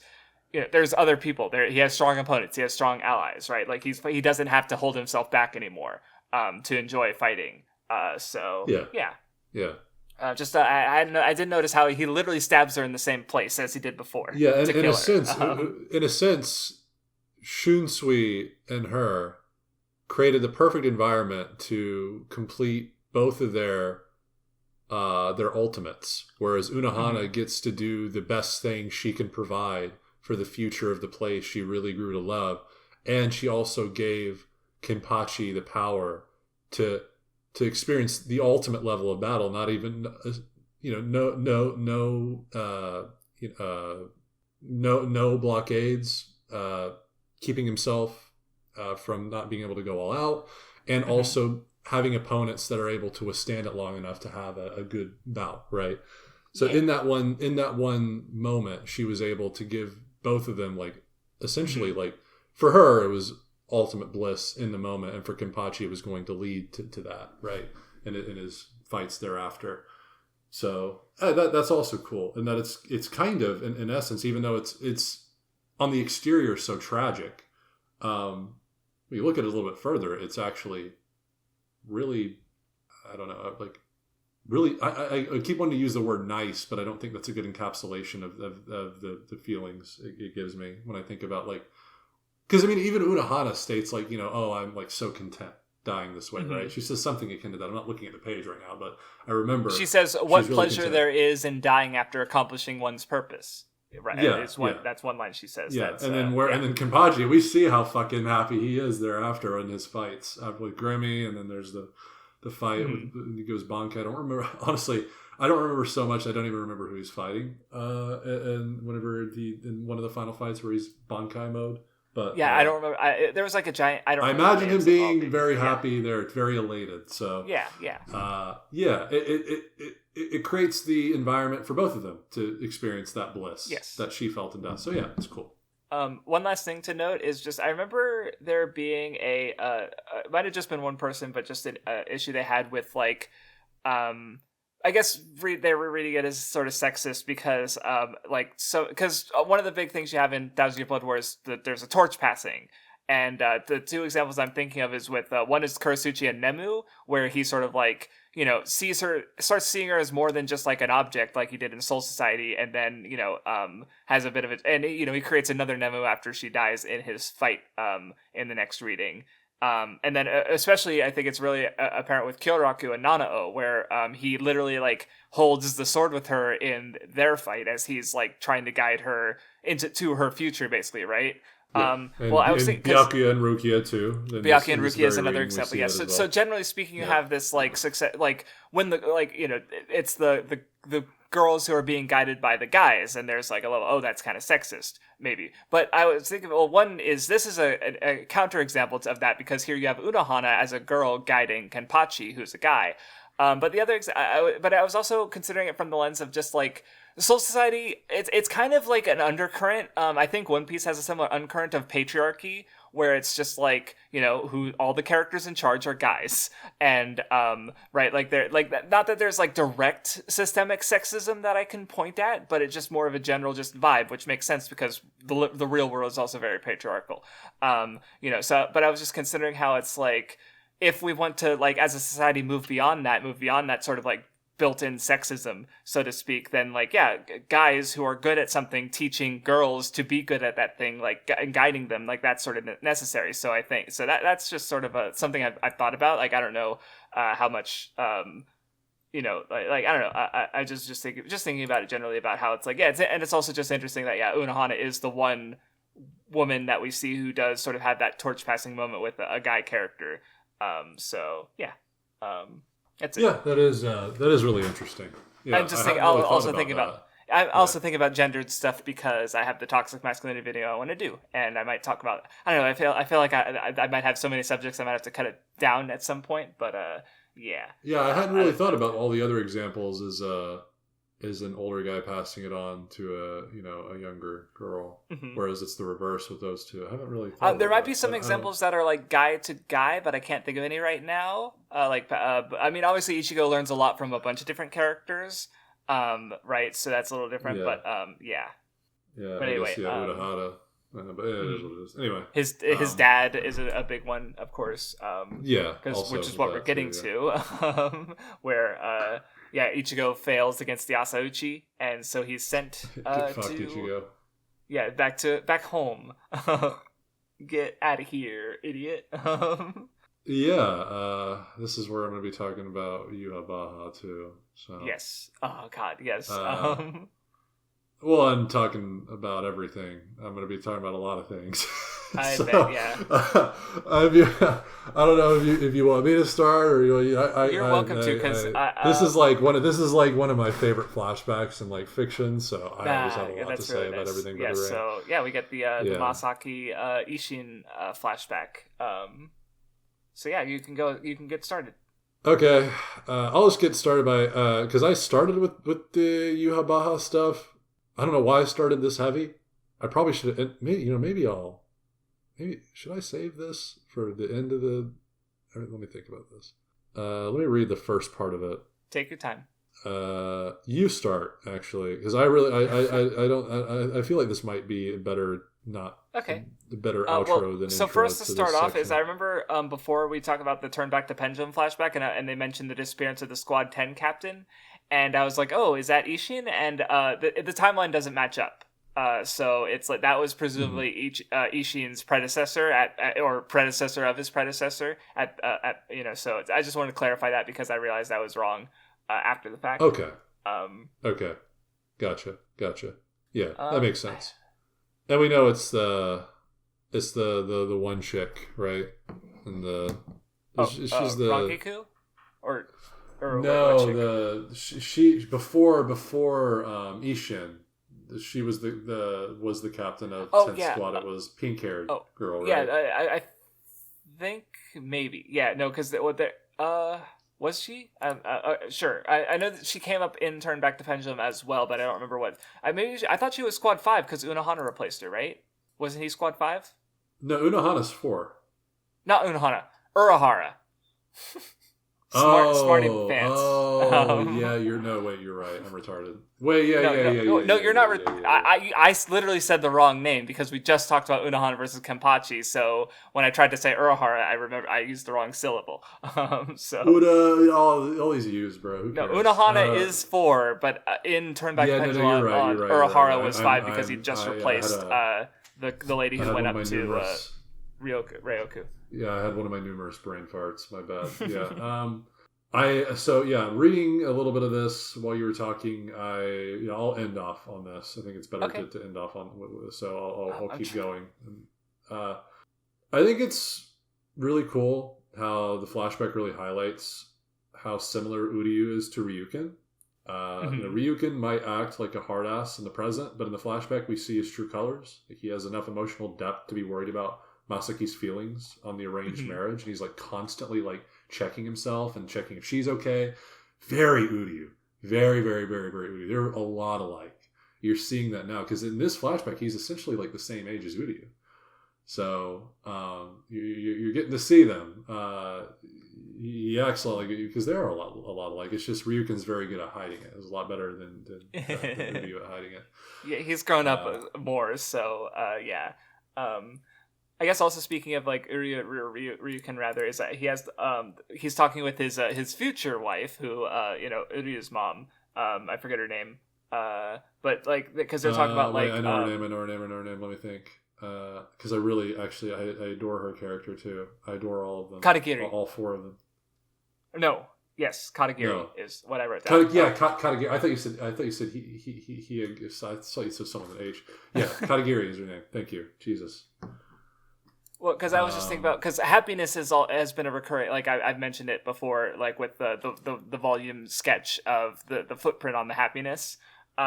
Because they have a brief conversation about that with the situation with Masaki, because Katagiri says that you being kind to Masaki is enough to make her happy, but Ryuken says there's nothing about me that's kind. I want her happy because without happiness you can't set your sights to the future. And I was just thinking about how that's very counter to Yobaha, right? Because he's willing to step on his happiness or step on happiness for because he doesn't want conflict. I do think he legitimately loves and cares about the Quincy's, but he's willing to sacrifice them to reach the end because he believes that's for the best, right? Yeah. So it's a little bit fucky too, because to him they're also him, right? Yes, that's what I was kind of getting at, right? Because he absorbs their power. So, Yeah, so it's going back to literally the first thing he said. He's stepping on his own happiness because they are an aspect of him, and I'm going to touch on that too about them being him and how that relates to Ichigo. Yeah, it's cool shit. Yeah, well, I guess one thing I'll say about that, right? That is a really good observation, though. I do want to admit that is a really cool observation. I hadn't thought about that. Yeah, right, because the contrast here is that because Yohabaha is willing to step on his own happiness and the happiness of the Quincy's for war, he's not really looking out for the future of the Quincy's. He's looking out for the future of at best himself, right? Which to him is the Quincy's, but it's really not. Like, in at least not in this world where these characters live. You know. So, but I was also going to bring up how I guess to briefly mention something I've been thinking about with Yohabaha being all the Quincy's in a sense is I was thinking about how he's sort of like a corrupted endpoint of the idea of inherited will, which especially One Piece has a lot of inherited will of this character. They pass their dreams or will on to another person. Yohabaha sort of takes the will of the Quincy's into himself, and so but it's like I said, it's corrupted where he's because he'll just take their fucking lives away, and especially in the next reading, I think he kills a lot of the Quincy's that way by just But anyway. You're on the same thread I'm going to be on later. So that's interesting. Okay, that's cool. It's cool. And this is also, by the way, the same with Masaki and how much she's like Ichigo. She tells Ryuken that taking care of herself means doing what she can when she can, because she wouldn't be able to forgive herself if she let someone die. You could literally put these words in an Ichigo speech bubble, and no one would bat an eye. Like, word for word, if you put that on an with Ichigo dialogue, people oh yeah, that's Ichigo. Bro, it's so cute. Masaki's just Ichigo in that moment when she's going to save Ishin. It's so nice. And again, same with Ryuken and him very much seeming like Uryu in a lot of his actions. Also, I realized I had another line about the happiness and stuff because the fact that you link it to because I was comparing it to Yamamoto and Unohana because Yamamoto, I don't think he was like super like especially not with like his fight and stuff. Like happiness isn't really what drives his character. Like he likes peace and stuff. You know, him having to fight it isn't like he's quelled that beast inside of him. And I was just thinking about how like what he leaves. He doesn't like. Like, Kiyaraku takes his position, and he did, like, raise and foster him in a lot of ways. But I was especially comparing it to Unohana, who she, in her fight with Kenpachi, she achieved happiness. And she very directly, like, opened up a path to the future for Kenpachi as well, by also giving him happiness. So just that link of happiness and the future was another angle I was thinking about it with more of with some of the stuff. Yeah, and that's very much like the union of so Ishin has to give up literally everything. Mm-hmm. Masaki literally sacrifices herself and she gets excommunicated from the Quincy line. Mm-hmm. Yet both of them would never have it any other way because that gave them union with each other and they had Ichigo and they had a family together. And so Ichigo is literally the biggest path for the future, right? So like he's the one who will cut through the future. So what you just said, it's so cool. Literally like is like the fundamental thing that this flashback portrays and that like through that suffering they had along the way, they found happiness in each other. And that is that's what counts, right? Not the hardships that led there. Necessarily. Yeah, no, it's a good line from Ryuken because it's like, oh, wow, you could talk about a lot of Bleach from just this one line, which is like, are the characters happy and what are they accomplishing, right? Yeah,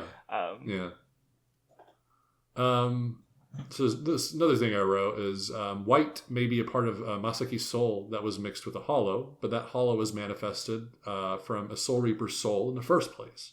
Mm-hmm. The essence of white is the power of a Soul Reaper. If we see Zangetsu as Ichigo's Quincy power and white as a Soul Reaper and hollow power, then Ichigo was never just a Soul Reaper, but he also wasn't ever not a Soul Reaper either. So that's really, really cool to think about it that way. It's a little bit fucky, but when you think about it, it's like it makes a lot of sense. It's like it's so cool. Ichigo's disposition is really cool to think about. Mm-hmm. We'll make some of the MC, but yeah, you got. I can keep going, by the way. I was just gonna say. I got plenty of notes. No, for sure. Just I just more as a smaller observation. But when Masaki's fighting White, there's a part where when Aizen notices, because Tosin's like, hey, maybe we should, I'll get rid of her. The expression Aizen has when he stops him and says, let's see what happens, I don't think Aizen's made an expression like that. Like, he's like excited, like, and there's like a manic look in his eyes, like he's just for a master planner, a character who frames himself like that, like this is very much like I especially like having Aizen been defeated in the context of the narrative.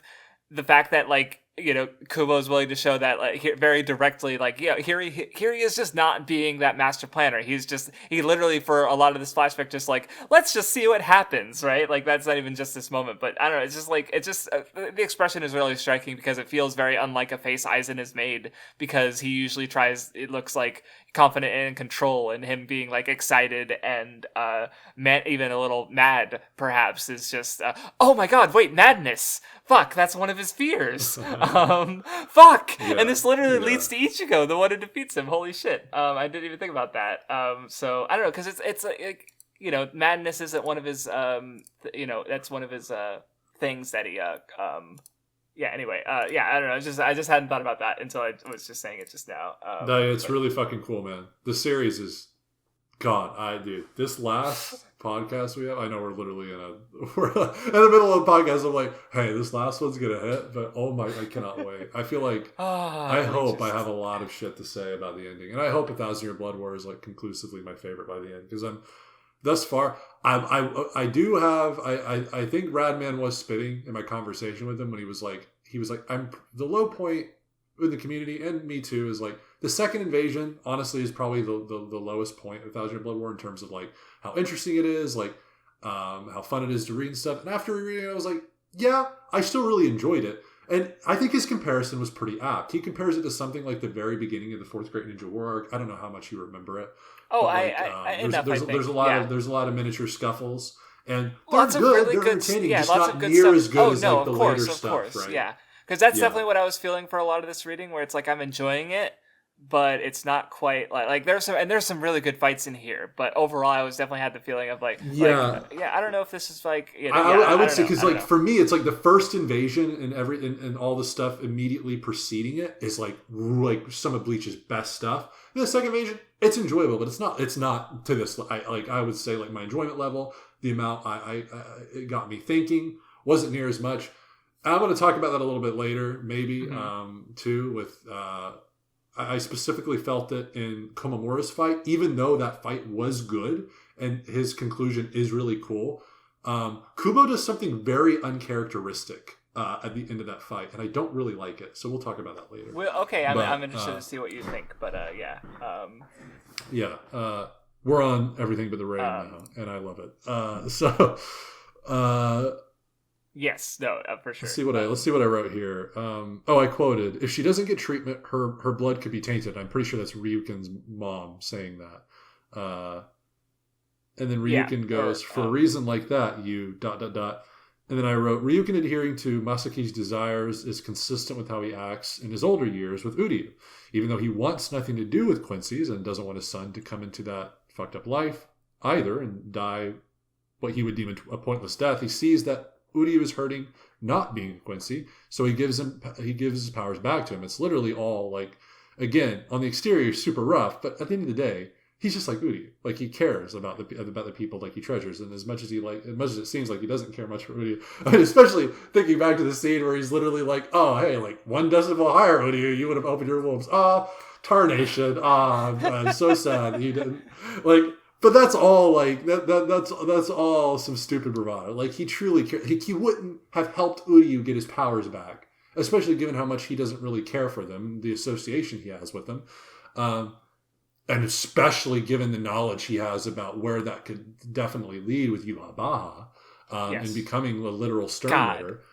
He's thinking about all these things, but in front of him is this son that he does love, and he's like saying, "I need my powers." But he's like, "Fuck, you know what means that much to you?" It's very akin to like a Zangetsu with Ichigo, right? Mm-hmm. God. But anyway, Ryukin becomes a doctor because he values life above all. It doesn't matter to him, tainted or not. He's tainted or not, to live that the way you want is virtue, right? It is virtuous. Even when he's going on about how Masaki shouldn't leave because pure Quincy shouldn't put themselves in danger, he's kind of half lying. He just cares about her and doesn't want her to put herself in danger. It's for these reasons why he... What did I fucking write there? Uh-oh. Oh, okay, wait. No, this makes sense. I'm just retarded. I read it wrong. It's for these reasons why he takes from Masaki and does what he truly wants as well. He consummates with Katagiri, right? And creates an impure Quincy son. Literally the exact opposite of his family wishes. Mm-hmm. He gets with Katagiri. And it's an adherence to his love for her. Because she poured his heart out to him. And he sees that. And he sees her. You could really see that. Dude, it's so cool. Because you can tell. I was loving Ryukin in my reread. And Katagiri too. Like, what you were saying, like happiness in the heart and love. It's the first time Ryukin truly sees all of Katagiri when she says, like, ever since I met you, I've dedicated myself to you. And like, I truly love you. She had already spread breadcrumbs that Ryukin couldn't really acknowledge because he didn't really see all of her back when she said, like, "You're so kind, master." But mm-hmm. at that point, it was like he saw all of her and he's like, oh, like I can learn to love this woman too. It's so beautiful. It's so cool. And again, he's taking a lot from Masaki there. And that Masaki does something like completely outrageous and reprehensible to the Quincy's, and he does the exact same thing. His pure blood is tainted now with Uryu. But that doesn't matter to him. He loves Katagiri. So yeah, it's cool. That's cool. And that's going to bring him happiness, right? It's selfish, but Uryu is a major reason, same as what you were saying with Ichigo. But while in the present, it seems fucked, right? What does Ichigo? He makes a path for the future. Uryu is part of that too. If it weren't for the fucking arrow, that literally is made from his mother's heart. So that goes into this too. Yes. There wouldn't be a future, right? So yeah, it's really cool how all these threads connect. These two opposing sides having their own happy family. They'll all be in unison together in the final battle, even Uryu. So that's cool. That's cool. Yeah. Another part I like is go ahead. No, I was going to get off into another tangent, so you please go. Okay. Yeah, so a little later when they're talking Ryuken and Ishin are talking to Urahara about basically the operation to fix Masaki, there's just like I don't know, the part where, like, well, first, like, you have the little gag where Ishin says, "Okay, I'll do it," and they're like, "Wait a minute, hold on, do you have any doubts whatsoever?" And, like, after they get the goofy faces, like, Ryukin never has a comedy moment in the entire manga, except for right fucking here, when he has that dumb-looking fucking face with Urahara. Like, that's pretty funny. But then I just, like, Ishin has his cool line about how it's like, yeah, I don't, I'm not gonna let the person who saved me yesterday die because of some stupid doubts, like the and just Ryuken's face after that when he sees that it's like, oh, like they're that just like yeah, this is the person who is going to protect Masaki, right, where he isn't able to and like because he's thinking about the family, he's thinking about all these other things, and it's just like and it's just such a good expression. I feel like I'm repeating myself, but it's Bleach good. There's a repeating myself for you. Yeah, and I do want to. Oh God! In the heat of the moment, I just thought of something super fucking cool. Okay, wait, hold on. I was gonna say something like not even that cool. I was just gonna say like, I was talking to Radman, and he thought I was uber crazy for saying that. Like, I think a big reason why I love this flashback, it's not that I just really really love Ishin and Masaki, I have equal love for Katagiri and Ryukin. I mean, as you can see, I talked a lot about those two as well. That's a big. These characters to me are like so beautiful in this flashback, and I just thought of something crazy while thinking about how beautiful it was. Everything but the rain. In that scene where Ishin, where Masaki protects Ishin, and their union starts forming. We get the Katagiri's words, and no, this happens after. But it all happens in rain. When Katagiri says that. After Ishin saves Masaki, because I'm looking through it right now, and then Ryuken and Katagiri have a discussion in the rain. Is that what you're talking about? No. I'm talking about like after it all settles down, like Urahara's house, or Urahara Shoten rather, and then Ryuken's going home. It's also raining there too, right? Yeah. Like I'm not making this shit up. That's Ryuken's walking home, and Katagiri, in the rain. Yes.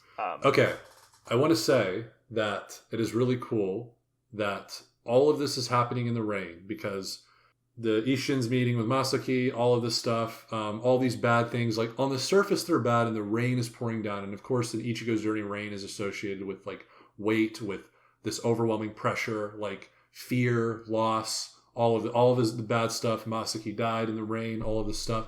But I think it's kind of beautiful to note that only in treachery that's the wrong word. Only in like treacherous terrain, I guess is a better way to put it. Only in like the muck of the world and like the weight of bearing down on us can we really truly look at ourselves and by extension see more in others. When you're having an argument with a spouse, you're finally seeing all of them in a sense, right? And through this misery, through this suffering of all of these characters, Ryukin, Katagiri watching Ryukin suffer, and by extension she suffers. Ishin losing his sword powers, Masaki losing her ties to the Quincy's as kind of broken already as it was still her identity in a sense. And it's these moments, but through that, Masaki's able to see Ishin unlike anyone has ever seen him, even though she barely knows him. Ishin is able to see Masaki, who she truly is in her core. More so than her family did, right? Ryukin. Katagiri has been able to see Ryukin at his best in these moments for his care for Masaki. And even that he cares about her so much, and he saw his future in her, at the end of the day, he's still more than willing to walk away if that's what's best for her. She sees that. And through that, what does Ryukin see? Ryukin sees all of Katagiri for the first time. This weight, this rain, this darkness bearing down on them is also the perfect opportunity for growth and clarity and knowing more of oneself and the ones around you, right? It's really fucking cool. And that's essentially what everything in the rain is all about. It's this. And not only that, who does it give clarity to the most that's most important? Ichigo, right? It really, really fucking... It's everything. It's, like I said, one of my... If not my favorite. I don't know. It's one of my favorite flashbacks in fiction. I don't want to just go off and say it's my favorite yet, but... This flashback. To add a little bit to it, especially the rain, I was just thinking about Orihime's Volume 3 fucking poem about how the rain joins the sky and the earth. Like, can I join two hearts as well? I was just thinking about how this hardship and this grief, these characters like working through it and growing from it is also like by growing they're also able to connect with each other, right? Like Ichigo has to going through this, because Orihime, I feel like, she went through the Arankar stuff, and it's like she's kind of like, as a person, she's more or less like come into herself, right? Like come into her own. I think like seeing her in the full ring, like really gaining control of her powers, like as a character, she's like done basically in that sense. But where Ichigo learns this flashback, and after that point, like that's when he, basically his character arc's more or less done. And, and then, he's able to work with Orihime at that point, and they get married, right? Like, their hearts are finally able to link after they go through all the rain, basically. So, I was just thinking about how that ties to what you're talking about here, where it's like, this is when Ryuken and Katagiri, they click, right? And it's more than just, like, servant and, master, and so to speak. By extension, right? Ichigo and Orihime... It's the first battle in a long time that Orihime has been right in front of Ichigo and not been, anxious or worried or sad, because even in Fullbring, even after all the worry about Ichigo's push down pride, she had her memories fucked up and she was crying. She saw Ichigo crying. She was like, don't be sad. This is the first fight where, and it's literally, they're faced with the most oppressive monster they've ever been faced with. But here they both are, as zen as ever, standing side by side, fighting side by side. And even when Ichigo transforms, there's nothing to be worried about, because all of it was always him. He just refused to acknowledge all of it before. But now that it's all him, there's nothing to be afraid. No matter how he looks, there's nothing to be afraid of. And she can see that immediately, right? Unlike his hollow mask form. Because, again, we've talked about this. It was much more than just how he looked. But, yeah, this is really, that connects too. Because, again, that oppressive force, that reign, Yuhabaha, what is it if not that? Yet they're able to find union together with the heart and stuff, and that happiness, and that kind of dispels the rain in a sense. They're able to, well, in a sense that they've already been progressing on that path where that rain has been constantly bearing down on them. So this is just one of many rains. They just have to get through it like they have in the past, and they've grown because of it. And they've grown enough to be able to smile in the face of it, right, and be together, and fight as a unit. And it's cool. It's cool shit. Yeah, really cool flashback. God, and getting Ishin talking about, like, going back to the, describing Masaki as the sun again, and we get the little image of her, Ishin orbiting around her, similar to how we had his image way back in the first arc, and just like, Yeah. God. And then, of course, we go from that. It's really, I think what's even more interesting is, I think in the first arc, it was Ichigo describing his mother as that. And then we get the same description, but this time it's from Ishin's perspective. But I doubt they've ever had this explicit conversation to each other, like, "Oh, your mom represents the sun." Like, "Oh my God, yeah." No, that's just truly, that's how they felt because of her. That's her, right? She really was. And she depicted it so brilliantly that they all came to the same like the exact same descriptor. It was really, really cool. And I find it funny too that it's not for Ishin. It doesn't even like come off the brim. It's like it's inspiration from a movie where she cried. It's funny. God. Also, a little thing here, but the fucking, well, because like they talk about the recurring nines, where it's like 900 years ago, like 900 years, 99 years, 9 months, 9 days, I think, or something like that. But like when they say that, 9 years ago was the screening of Quincy's, and it's like, wait, hold on, the timeline works out. Like, what the fuck? Just like, because people complain about like plot, ass pulls, and when it's like, no, I think, look, especially getting slightly ahead of us is probably one of the reveals in Bleach that messed with me the most, I think, because I do like reveals. Like, I can think of a couple of personal, like one I've written and one one of my my favorite reveals that's just happened. But it's like, but for Bleach is like one of the ones parts that really sticks with me is when Ichigo sees Zangetsu for the first time since Arrancar, I guess. Like, he must have seen, he must have encountered Zangetsu in Arrancar. No, he did, right? I think so. Yeah, he does, right? Yeah. Well, that was it adult Zangetsu or was it child Zangetsu? Like, when was the last time we saw adult Zangetsu? It was adult Zangetsu was in the beginning of Arrancar. Okay, so he did see No, he wasn't. No. Oh, no? No, he was not. No, because that was all white in the beginning of Arrancar. Yeah, because we don't see him at all in at least his older form. Yeah, we don't see. Okay, gotcha. The Yuhabaha from 1,000 years ago, we don't see. That's what I was getting at, because like his teenage self. Yeah. When that reveal dropped, it fucked me up because like. Yeah, sure. We haven't seen older Zangetsu at that point. It had been probably a good couple months since I read a part of the net. But like the fact that we'd known his character design for volumes, of course, and we've seen Yuabak for also several volumes, and at no point did I ever look at them both and go, "Oh yeah, these guys look kind of similar," right? So it's just like, it's such a good reveal to me because I didn't see it coming at all, but it was also right in front of my fucking face. Like, he didn't hide anything. He wasn't like showing Yuabak as a silhouette until the reveal happened, and it's like, oh my God, they look the same. No, it was right in front of my fucking face, and I didn't notice it the whole time. And I just remember just like reeling of just like, what the fuck? Like, it's such a good reveal. Yeah, you won't even know something cooler that I noticed on this reread. Oh, go ahead. It was specifically when Ichigo was saying, like, you used a Quincy's shadow to help me, and he was referring to his fight with Kenpachi.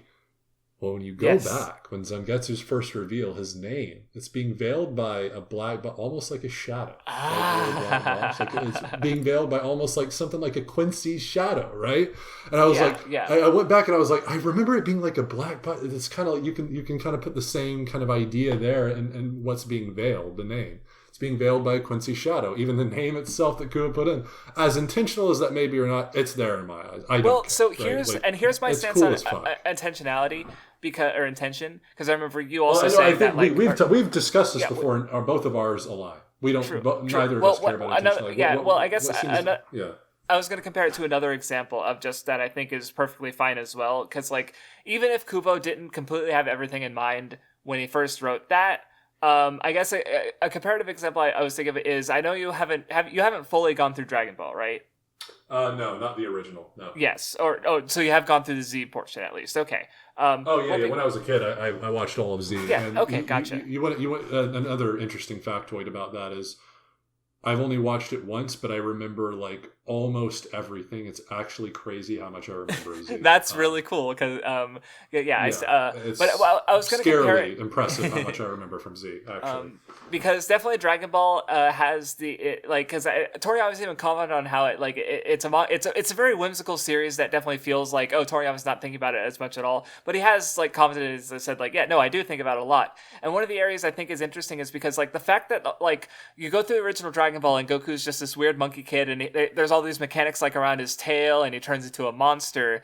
The fact that he didn't plan for the Saiyan race to be a thing, but he really they're really grounded into the world by even though it's such a an out of nowhere reveal, the fact that I think it just works for Dragon because he goes all in and all of the mechanics that mattered for Goku as a Saiyan who he didn't know was a Saiyan factor in to the Saiyan arc, their fights against Raditz and Vegeta, the tails and it all these little details mattered, right? So with Bleach, even if he didn't have the full picture of the Quincy's in mind, he included Zangetsu taking Ichigo away into a shadow, right? Or even just another one of the oh my god, it's been in front of my face the whole time. Less so with that, but just the fact that Zangetsu and Shiro, the white Ichigo, were always linked. They were always they're connected as being two parts of Ichigo's sword, and it's oh, who's his mom? A Quincy who's been corrupted by a hollow, right? Wait, hold on, these have all been connected the entire time. It was just it's. I guess that's what gets me about this reveal, is because there's an elegance to it where it's literally just adding a little bit more context that just completely reframes how you think about it, right? And just how you think about all these things, and it's just I don't know. I just really like it as a reveal. And I will say, on the regards of it being my favorite flashback and stuff, I think if we were to include, if I were to cheat and and make the end point of the flashback literally the stuff in the present where Ichigo finally gets his new Zanpakuto, or his true Zanpakuto, you could also say.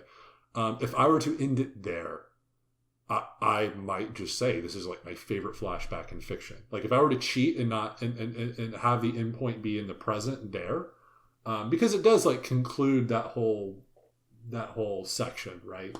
But it is not technically part of the flashback. I think it would just definitely be my conclusively my favorite flashback in fiction, because it's just peak fiction. Going from the beginning of everything but the rain to that is it's just 10 out of 10 all the way through. I can't fathom a better experience than that. Fucking awesome. It's so good. It's so good. Yeah. Or go ahead. Finish your thought. I was No. I was done. I was actually about to go off into my. I was just gonna ask, how far is the Bleach anime? We've passed it by this point, right? So it's actually crazy where we are at the end of Core 2, because we're in unknown territory a little bit, because we end off something that did not happen in the manga. Okay. Because in the manga, and we're going to be getting to that, and I was going to talk about that at the beginning of next episode, Kubo changes something a lot in the fight with the Squad Zero and the Sternritters. Okay. He changes, and Squad Zero is a lot more impressive. We'll just say that they're a lot more impressive. Okay. Yeah. Okay. So basically, like the changes are really good. They're really good changes. Okay. So, but just to I guess to get the answer to my question, the last part of the manga that's been adapted into the anime is beyond where we stopped.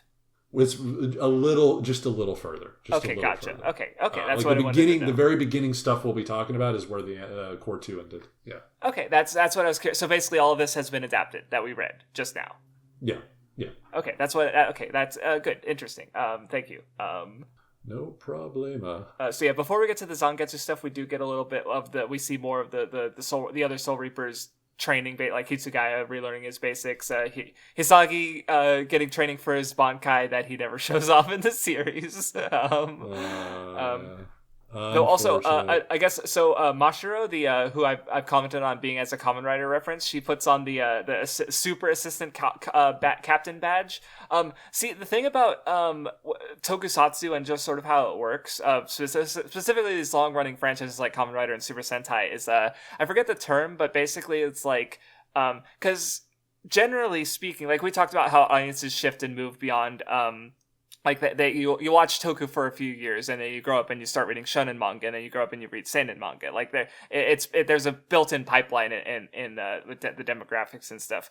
But I was just so generally speaking, like with how old a person is, you can kind of tell. Like you can tell a person's age by the series that they like the most, because the series that they like the most is probably the one they watched when they were a kid, right? The reason I'm bringing that up is because there's a season of Kamen Rider called Kamen Rider Super 1, and so you have the Kamen Rider reference putting on a badge that says Super. Well, it says 9 Super, but I just remembered, like, hey, maybe is this the series that because I guess to bring up another example, Kishimoto mentioned when he was a kid he wanted to like eat a bunch of plates of curry, and he specifically mentioned the Yellow Ranger from Taiyo Sentai Sun Vulcan. So that's a way you can sort of like, even without looking up Kishimoto's age, I could be like, okay, he was this young when this season of Super Sentai aired, so I could reverse engineer his age, So if I was just thinking about because Togashi also referenced Kamen Rider V3 in Yu Yu Hakusho. So it's not even just like, oh, they're referencing tokusatsu, but in this case it's like, oh wait, is this a specific reference to a specific tokusatsu? Like, is Kubo like 5 or 6 years younger than Togashi? Is that what I'm getting out of this? I don't know. I will be honest when I say I have still to this day never seen any Kamen Rider or anything. So there you go. Did you watch any Power Rangers at all, or no? Yeah, I watched a shit ton of Power Rangers when I was a kid. So that's a little bit of tokusatsu, but it's it's also, I really enjoyed it when I was a kid, but I also really enjoyed it. But like looking back and thinking about it, I'm like, I feel like I would not like it at all as an adult, but I haven't seen it. Probably wouldn't either. As someone who likes Super Sentai, by the way, the original before the dinosaur one seems like it might still be cooking to this day. You're gonna have to narrow that down. I know which one you're talking about. You're probably talking about Dino Thunder. But exactly. There's 4 dinosaurs. There's actually 4 dinosaur seasons of Super Sentai and at least 3 of Power Rangers. So you have to narrow it down. Yeah, I'm pretty sure it's Dino Thunder. Yeah, that's generally considered one of the best Power Ranger seasons. But again, I have not seen it since I was a kid. So yeah. Older than you, I remember a little bit enough to remember me thinking it was more dark than the other ones, and I thought that was cool when I was a kid. So that makes sense. Anyway, we are super off the beaten path. But yeah, then we get Komamura's talking to the elder. I have some in this section. I have a little bit of stuff to say around all of this. I'm gonna use the bathroom real quick, but so you go ahead. Okay, yeah. So firstly on Hitsugaya, I think it's really cool. We see him rebound so quickly. Once he sees like a glimmer of like, he really does parallel Ichigo in a lot of respects. And I think this has a lot more to do with like not necessarily that they both have like pretty similar dispositions. They both are pretty. They're definitely very strong for their age. They both develop very quickly. But just like Ichigo, Hitsugaya rebounds pretty quickly if he sees any potential there. Like Ichigo, the only times we see him really dead in the dumps is like when he literally sees no avenue to come back up. If Ichigo even sees a glimmer of light, he's super quick to rebound, even if he's been put to square one. You just have to show Ichigo there's a potential path you have to get back to where you were to help protect people again. And yeah, just like him, what does Hitsugai do? He literally just starts from the basics. He's like, you know what? I still got Shikai. Might have lost my Bankai, but let's see what more I can do with Shikai. Cool to see. It just automatically reminded me of Ichigo in that sense. In terms of like the Komamura stuff, I wrote that the dog elder guy he's correct in some regards. Change through development is always painful. There's always conflict that seems like, and once you're in the conflict, it seems like never having initiated it is better than what it could lead to. But once you're where it could lead to, you're ultimately glad you did it because of what you learned, how much you grew, all that stuff. It's really, really cool. And by and large, it's because their race has not walked that path predominantly. They've been in those comfort shadows, those shadows where they once, essentially merely represented their outcast nature. Now they also represent, a comforting familiarity in a sense. And Komamura was the only one sort of brave enough to quell his fear to leave that comfort in a sense. Right. But now he's come back to that comfort with, you might even say it's a darker desire even than the darkness he submerges himself in. And that's how he ultimately fucks himself over, Mm-hmm. And kind of what you were talking about too with the, I don't remember what it was, but with like the whole, the reincarnation cycle, I think it was a Buddhism terminology. Yes. So basically, as I understand it, is like there's a sort of chain of reincarnation or like a hierarchy to it where, because an animal cannot reach enlightenment on its own, but the act of reincarnating as an animal is still important to your own path of enlightenment.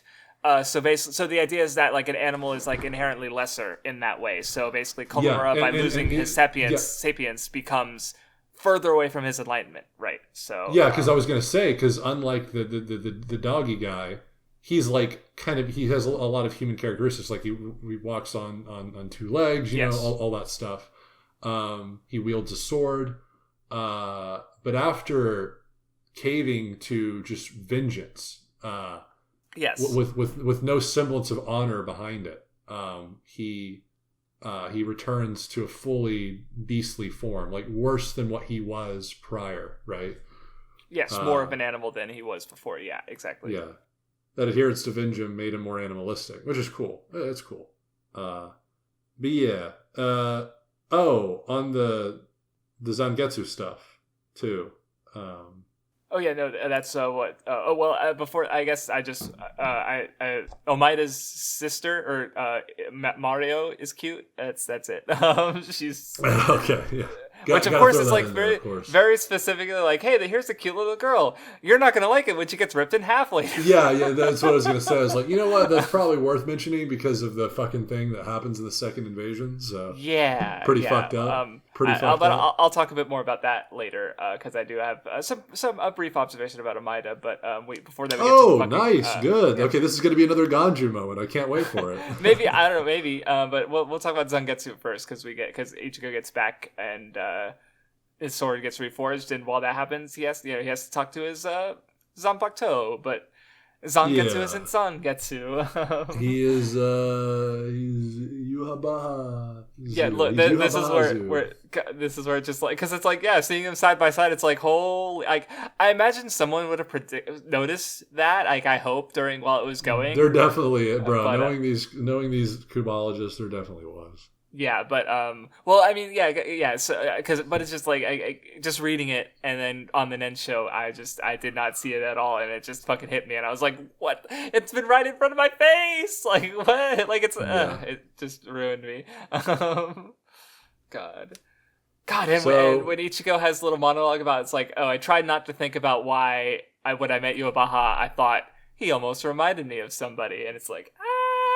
Yeah, he literally forced himself not to think about it. Fucking epic. Good shit, Ichigo. In Everything But the Rain, it becomes clear that Yuhabaha was the true cause of Ichigo's first and most important impactful loss, obviously. In the Soul Society, Zangetsu's speech on Rain is basically a proclamation that he will not allow Ichigo to experience that same loss as long as he's on his side. And at the end, he keeps his promise by helping Ichigo prevent the world he loves from being lost forever, just as Zangetsu grew to love the world he had inside Ichigo. And And he does this by becoming a part of Ichigo to manifest the power that defeats his old self. This drastic change between Yhwach and his vestige is all to do with Ichigo. Through being part of Ichigo, Zangetsu saw his heart. And in that heart, there was courage. And so, for Zangetsu too, it inspired courage to take the place of fear. Like Ichigo, Yhwach had many individuals that he absorbed within himself and made them all him. However, the main distinction is that Ichigo confronted those individualities and made them accept him as their king. In other words, enabled them to become whole by being one with him, where Yhwach does not listen to the pleas of his subordinates as he takes them within himself. They are him, but only so far as his power is concerned. But as Ichigo learns from Urahara and continues to exude thereafter, the most potent power comes from a mindset transcending one's fundamental emotion, to transform fear into courage. Yhwach absorbs all that fear of his subordinates into himself, but does nothing to acknowledge or face it. He never once looks within, whereas time and time again, that's what Ichigo's been doing on this whole journey. Each time learning more and more about himself, thereby unifying more and more of himself, gaining more courage all the while. Against Aizen, he accepts Zangetsu's blade representing pride that he once feared. When he forges his new Zanpakuto, he gains transcendental power by accepting the two sides of himself born from fear, a Quincy's shadow and a wretched hollow. That's not all they represent. Zangetsu showed the courage to trust in Ichigo's path more than his own. And White's presence within Ichigo exists because of Isshin and Masaki's courage to save each other despite them being on different sides of mortal enemy factions, right? All that to say, TLDR, fear and courage, baby. Yes, Aizen's final words. Aizen's final words. And it's really cool because I think there is something to say about this just on its face. When you think of the two these two subject matters, fear and courage, right? Oh, this is like a traditional, this is like very stories implement these all the time. It's not ever about just like having themes of fear and courage in your story. It's like what you do with them. This is like a perfect example of like, it can be as simple as you saying like Bleach is about how to manifest or like how to combat fear with courage. And it'd be like, okay, but what story doesn't do that? But this is like kind of like a no, trust me, bro. Bleach does it really cool. And the execution is what matters and what makes Bleach, right? But it is true. It is true. It is a trust me, bro moment. Like you got to read it. And when you look at the execution, you go, oh, it is just fear and courage, but it's also much more than that at the same time, right? Yeah. It's cool. But yeah, something I was noticing was how because Masaki and Isshin's union basically like created a Quincy, who would also become a Soul Reaper, and so like Zangetsu or the Yhwach that Zangetsu.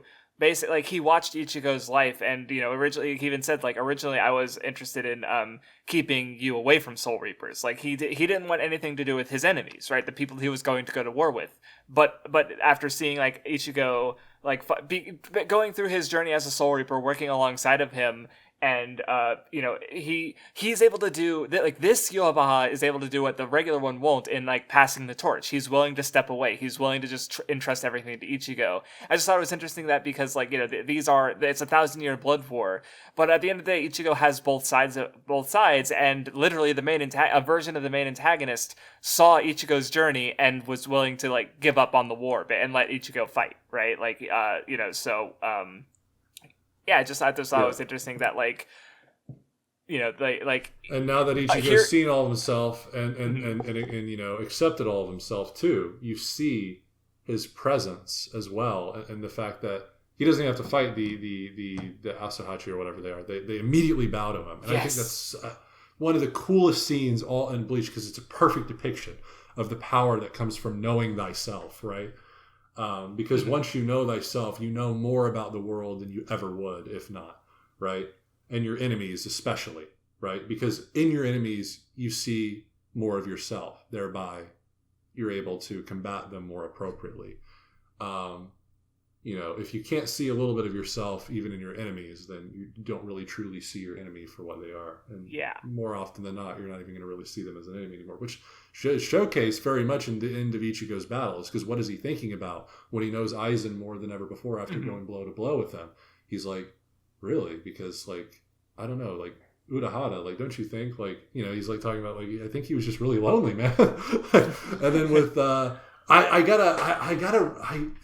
I need to, when we read this, I'm going to be paying special attention, because I think there's something similar kind of transpires with the end of Ichigo's battle with, well, I mean, definitely with Ginjo, right? Literally in the previous arc. And I think it's something similar happens with Yuhabaha. I know Yuhabaha finally verbalizes his plan, or the full extent of it. But from my recollection, Ichigo, I don't think he says anything, but he looks kind of sad. Like, he looks like he's showing a lot of empathy for his vanquished foe. But but this ties into everything I've been saying. Anyway, whatever, who cares? And just a couple. Well, because I think I mentioned, like, there's a torch passing thing going on here as well, and but especially because, like, the fucking little exchange where Zangetsu says he's content, and Ichigo says, "I still haven't, presumably, thanked you or said thanks," right? Because then you get the little lone tear from Zangetsu, where it's like I don't think we really see Yuhabaha show any kind of emotion like that. So it's just a good little moment. Passing the torch, eh?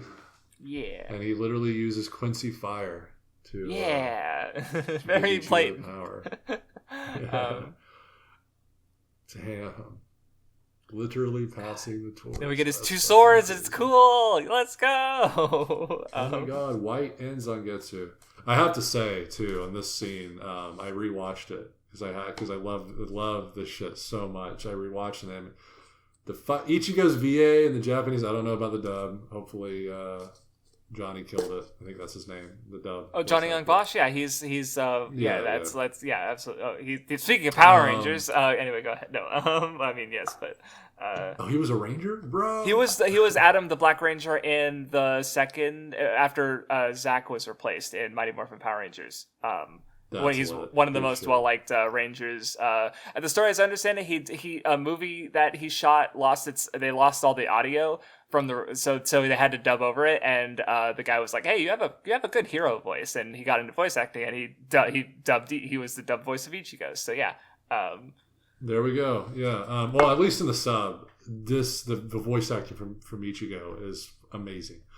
When he's acknowledging both White and Zangetsu as both Zangetsu. That's cool. It's cool shit. The blade is me. Let's fucking go. Really cool shit. Good shit. Yeah. Do I got anything else to say about this shit? Let me look. This shit. That's not shit. What am I saying? Oh, I did say it is kind of cool that Zangetsu did create a true Soul Reaper weapon when you think about it mechanically, because he just used a different method. Using White as the catalyst, but it was a Zanpakuto nonetheless. Like, it was never like fake necessarily. It was truly a Zanpakuto, just made with a different method. It's what I got out of it anyway. No, yeah, Ichigo's just like, because like all the mechanics work and make sense, but Ichigo's such a unique case that, like, it's I'm pretty sure later, like, I think in the next reading we get the Byakuya talking about the I don't think full release Shikai is a thing. I think we were just mistaken because they just didn't understand how Kenpachi and Ichigo were unique cases. So yeah, but it's not a thing in the traditional sense, right? Like But again, I think mechanically it works here. That it was a Zanpakuto, and it did operate as a Zanpakuto. Yeah, like again, his final form Zanpakuto, right? But I do want to mention that I think this quote is really cool. Your life was saved not by me, but a hollow. Zangetsu saying this to Ichigo. So in other words, saved by the vestige of Masaki is how I see it. She's still there inside him in some way. The hollow mixed into her, transferred to Ichigo with her final action, with her final action's will to protect Ichigo, it's still alive through white, basically. That final action is like everlasting through white, because I mean, even in I think even in fucking Soul Society we see, right, the mask always protects Ichigo, like not just against Renji, it also protects him against Kenpachi, right? I'm pretty sure. Yeah, I remember. Yeah, like it protects him multiple times. Yes, for sure. Yeah, just as Masaki did with her death, like that mask, literally, because it comes from Masaki, like that hollow. That's true. That hollow stuff. So I think white is great representation, and I think this is also, at least that first idea, is coming straight from Radman. I think I've had this conversation with Radman before, where he's like, "Oh, I love how white is like Ichigo's mom in a sense, like still alive." So I don't think that's coming straight from my mouth, but I'm fucking. How did I not notice this while I was reading? Sorry. Sternritter D. Asken Knock Levar. Fucking Asken's name is from Bleach. It's been from Bleach the whole time. I'm fucking stupid. I didn't notice it. Oh, he's a big fan of Sternritter R, I guess. Fucking or D rather, yeah, but yeah. Did you say D and then I said R? I think because you heard I said knock Levar and you heard R. Okay. So I think that's what happened. This guy, this fuck. Okay. Yeah, that's where Asken's name. I just saw it, like I was staring at it right in front of my face, and I'm like, wait a minute, I know that guy. So his name just didn't stick with me while reading it, I guess. I think this guy is like poison or something. I'm pretty sure. I don't know. I'm pretty sure. Doku, like Doku, the poison. I guess. Maybe, I don't know. Maybe. Or was it or Dor? I don't remember what he is. I'm terrible. Dor. Yeah, that's a one. Yeah. Yeah, because we get this. I was just scrolling through because we get the scene where Yobaha proclaims Ishida as his successor, and everyone's like, "What the fuck?" Boy, what the hell? So moving on into the second invasion. Are we? Oh god, we also get introduced to the Sternritter ladies, and I like. They're such shits. Like I especially love Bambi getting frisky. Wait, was that in this read through? No, yeah, she was like, I need relief, you handsome guy, come to my quarters, and he's like got a little panel of him blushing, and then the next panel is of him getting chopped in half. So it's like, oh, that's how she's relieving stress. But I especially love Lil Toto Lampert. She's just like, because you guys make a lot of messes too, and I just love the energy of cookie crumbs and blood spatter are not the same, you stupid bitch. Like, I'm just like, Jesus Christ. They're such shits. And well, because I don't know, I was also, because obviously I'm doing my video on toxic masculinity, but like between these five and Loli and Menoli in Arankar, there's a recurring toxic femininity as well, where you have like these female characters like, you know, being very just catty and shitty to each other, right? True, so, yeah. I did right. I guess this is either... I mean, this is connected to all of it. You know, as Carl Jung says, if you don't acknowledge your shadow, it will consume you. The Soul Society's methods cast a shadow called the Quincy's, and they were naive to it. Now the shadow that they casted has come to consume them. Finally, it has come. I hadn't thought about it like that. Yeah, no, because they're literally like, yeah, they're past, right? That's unaddressed. Yep. Like they're past war crimes. They're past, you know, coming to knock at the door, basically. A little bit of justice in a sense, in a sick, twisted sense, eh? That was really British. I don't know what that was. Forgive me. I just let you do you. Forgive me, Radman. I know you're a what is a good word to describe British people? I just say the slur. I always say British. That's how I categorize you guys. Anyway, whatever. We get a little. I'm just scrolling through some of the training. I don't have that much to say. Yeah, I know Ruki and Renji are looking pretty epic at one point. Yeah, they have their breathing training, or no, they're like they're literally like just standing and breathing. Come on, they're about to, and then the fucking the bell rings and they get startled. That's the end of the training. Sorry, Renji's fighting Superstar. He's like, how are you so powerful? I stood and breathed. Like, basically, get fucked. I'm quoting Mayuri here. I would imagine this dialogue comes from his reintroduction with where he's glowing, and I think in front of Askin too. He says 2 worlds existed in the same place but never came in contact with each other. And I wrote yin and yang, balance. The Soul Reapers represent the black, the Quincy's white. If they cooperated, like Uryu's grandfather tried to do back then, perhaps a system as close to perfect could have emerged. But in one of these black uniforms and in one of the whites are 2 friends despite their faction at odds, and they do carve out kind of that future, right? Because, the Soul Reapers are in black garb, the Quincy's are in white, right? Like that's the yin and yang aspect of black and white, right? But they're at odds, right? They're not in unison, like yin and yang. Oh my god, it's so fucking cool. Also, you reminded me of I was just thinking about how because like the fact that they're like God, the reveal of like, oh, we were hiding under your noses is just such a like what the fuck reveal. But also when I was reading about the stepping on Christian, how Christians in Japan were forced to step on imagery of Christianity to literally step on their faith. I'm forgetting the name of the term, but I talked about it in the previous episode. I was basically they had Christians in Japan, in order to not be fucking killed, they had to hide their faith and literally they basically live in Japan quietly holding on to keeping their faith in the shadows, so to speak, right? So I was just thinking about how it's like, oh yeah, like they had, just like real life Christians had to bury their faith to live in Japan, the Quincy's buried themselves in the shadows of Soul Society to live, to survive, basically. Yeah.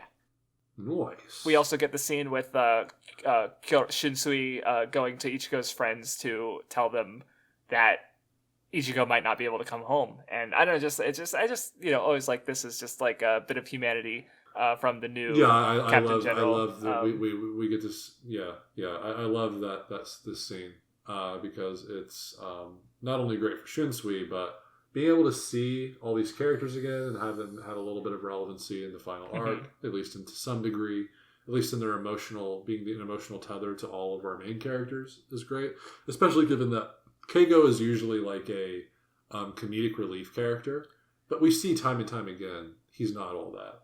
Actually, I like now you mentioned that. I'm scrolling through and I don't think there's a single gag with. Oh no, there's one panel where he's like, oh, you're trying to scare us, and he puts on a goofy face, and that's all we get. Every other panel he has is much more serious, and so it definitely like gives the level of like, yeah, this is important and stakes are high, and like even if we win, Ichigo might be literally so strong that he can't come home. Like that's it's just a good little scene. My man is too powerful, suffering from success. Oh yeah, here's the line I was talking about earlier, where it's I love he regained his pulse after 900 years, his mind after 90 years, his strength after 9 years, and then the world in 9 days. And it's like, let's go. This is the last 9 days of the world. That's like, what I need for the dialogue, bro. Exactly. It would be cool enough to leave it at that, but no, Yuhabaha's like, no, there's one more added to that. God. Conquers the world in 9 days. It's like, bruh! It's Jesus like, Christ. Is peak. And then we get the second invasion of Soul Society. Yeah, and I think literally this section's called what, like, or at least that chapter's like 9 days or something like that. This is a cool title. Hold on, the previous one. It's just the last 9 days. Yeah. The last 9 days, like, bro, it's sick. Yeah, very good. Sick fuck. And then, of course, I love fucking Kurosuchi coming out with his fucking big ass sun robe and just like he's so fucking goofy. I look too bright. Oh yeah, like even when someone comments on it later, he's like, you look less bright. He's like, I toned down my greatness so even mortals could see me. It's like, bro. He's such a piece of shit, dude. You motherfucker, bro. You motherfucker. Yeah, I mean, on these fights, I love the revelation that, bro, I know his name. Everyone shut up.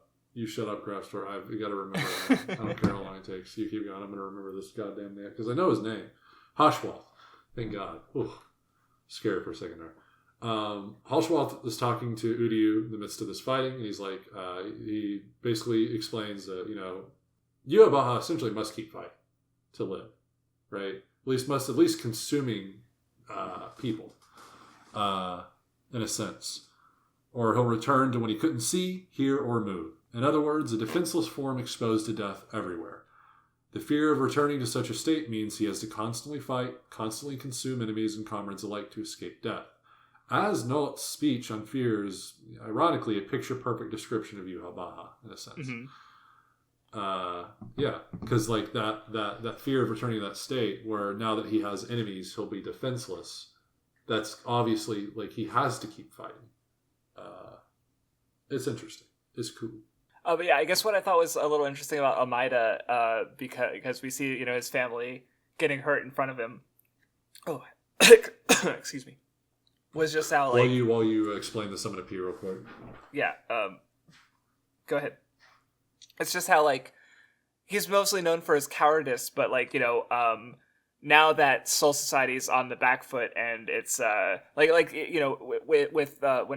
was fighting alongside Soifon, he was afraid of her dying. Like, she even said, like, you should fight in a way that, like, sees me as expendable so you can get a better, more decisive victory. And so, I don't know, just the fact that, like, the war has finally reached Soul Society and stuff, he's just, like, there's not really any cowardice in him, like, or desire to run away just because, like, he has to fight. And it's because it's fucking war. What is my throat doing? Yeah, so it's pretty small, but it feels like it's a bit of, like an endpoint for his character arc to be at, I suppose. So yeah, just like I said, a small little observation. Well, I think I can add to that a little bit, because like when he's getting, it's not just that like the wars come to him, but who's behind him when the enemy first appears. It's his sister, right? Just like Ichigo, time and time again, right? He's protecting the people behind him. He's got a comrade, even in his fight with Kenpachi, as a, Zangetsu behind him, giving him strength. That person that he's protecting is very similar to Ichigo, very much like everyone else that we see on the protagonist side. They always have someone with them that they're protecting. So yeah, like that, his sister being right in front of him, or right behind him rather, is obviously going to propel him forward a lot more than if not. Mm-hmm. Yeah. So yeah. Yeah. But yeah, we're getting just for viewer imagery, I am now taking off my pants because my legs are hot. So I'm okay. Now in my boxers, guys. There's your mental image. I am in my boxers. All Not right. completely naked yet, but maybe as the course of this podcast continues and we get into more heated stuff, it might just all come off. Who knows? Subscribe to OnlyFans, by the way. It's I live in California, so I'm the weather. It's been pretty good, but it's gonna not be good in the coming months. So it's gonna be fun. And I can't. My air conditioner is too loud, so I can't record with it on. We're literally in the opposite. We're literally in the opposite sides of the United States. That's crazy. I live in Florida now. So. Oh, okay, got. Oh, that's right. Oh, yeah. Oh, that's humid heat too. Oh, God. Yeah, it's so epic. Yeah. Anyway. But yeah, as far as like the first, I'm just looking through the first like the spats of conflict. I think the first one I have something to say about is just not even really say, but just Urahara. But I'm getting to the moment right now. So it's because just Kurasuchi's like contacting him, and he like hangs up on Urahara. He's like goodbye, and then Urahara just comes out of a door behind him.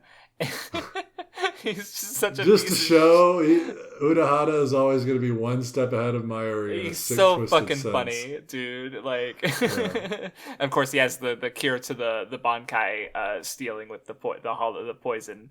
Yeah. So that was the first observation I had. So if I skipped over anything that you wanted to talk about, well, just on the same conversation that Hashwalt has with Uryu.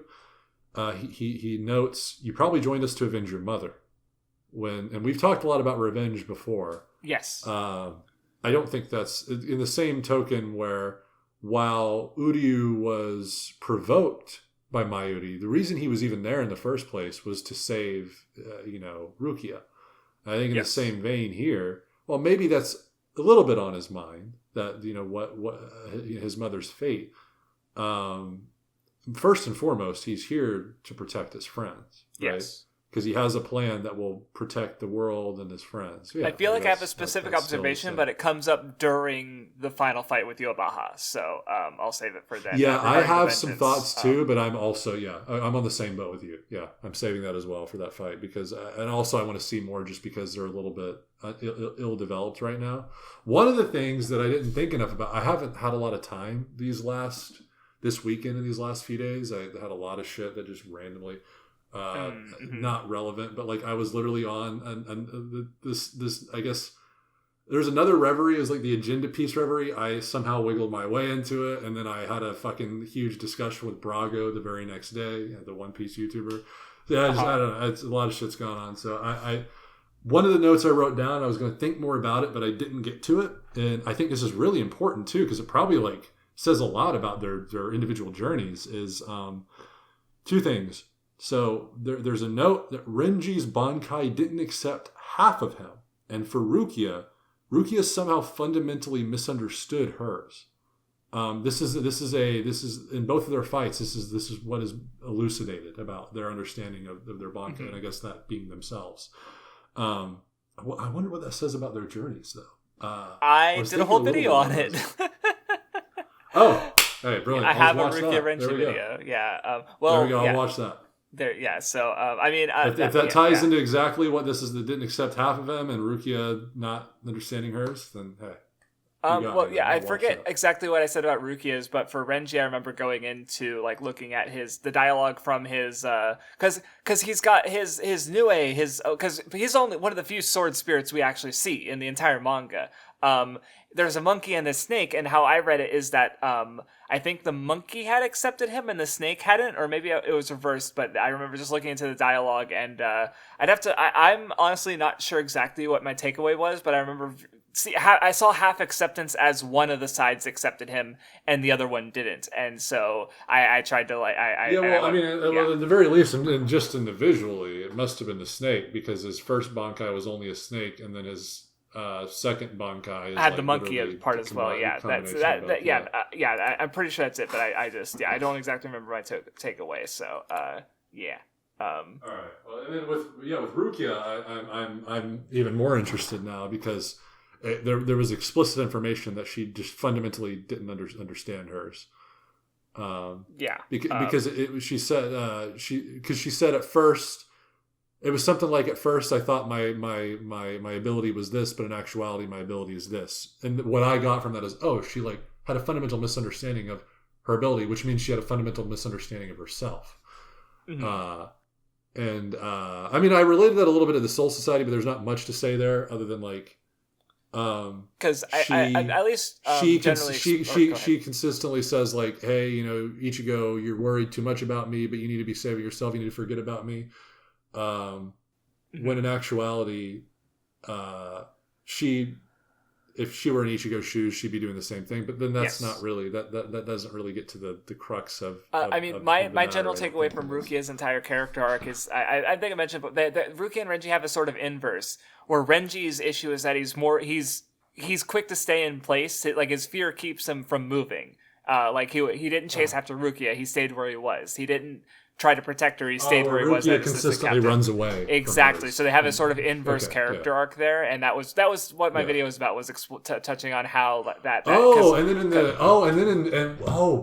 And she literally stands in place. Yes, she has to. Her Bankai literally forces her to stay in place. Exactly, and then the observation I had with Renji is that because before his Bankai, he stayed in one place and he used his sword long. He stretched it out to attack. But when his new Bankai, his reach is much shorter, so he has to move. He can't just stay in place anymore. So exactly. God. Their Bankais match their inverse like character development. And their change is yes. So it's really good. And through talking to you, I'm seeing the vision now. Nice. Especially because like because obviously shippers are mad that because they really liked Ichigo and Rukia when Renji and Rukia got together, and there was one analysis I read of Rukia that for what it talked about was with Rukia was really good, but then it was like, oh, Orihime and Ren, this is why the ending's bad, because they got Ichigo and Rukia had this cool thing going on, but Renji and Orihime didn't learn anything or grow. They're losers, so they shouldn't have gotten together with which is crazy. And it's like,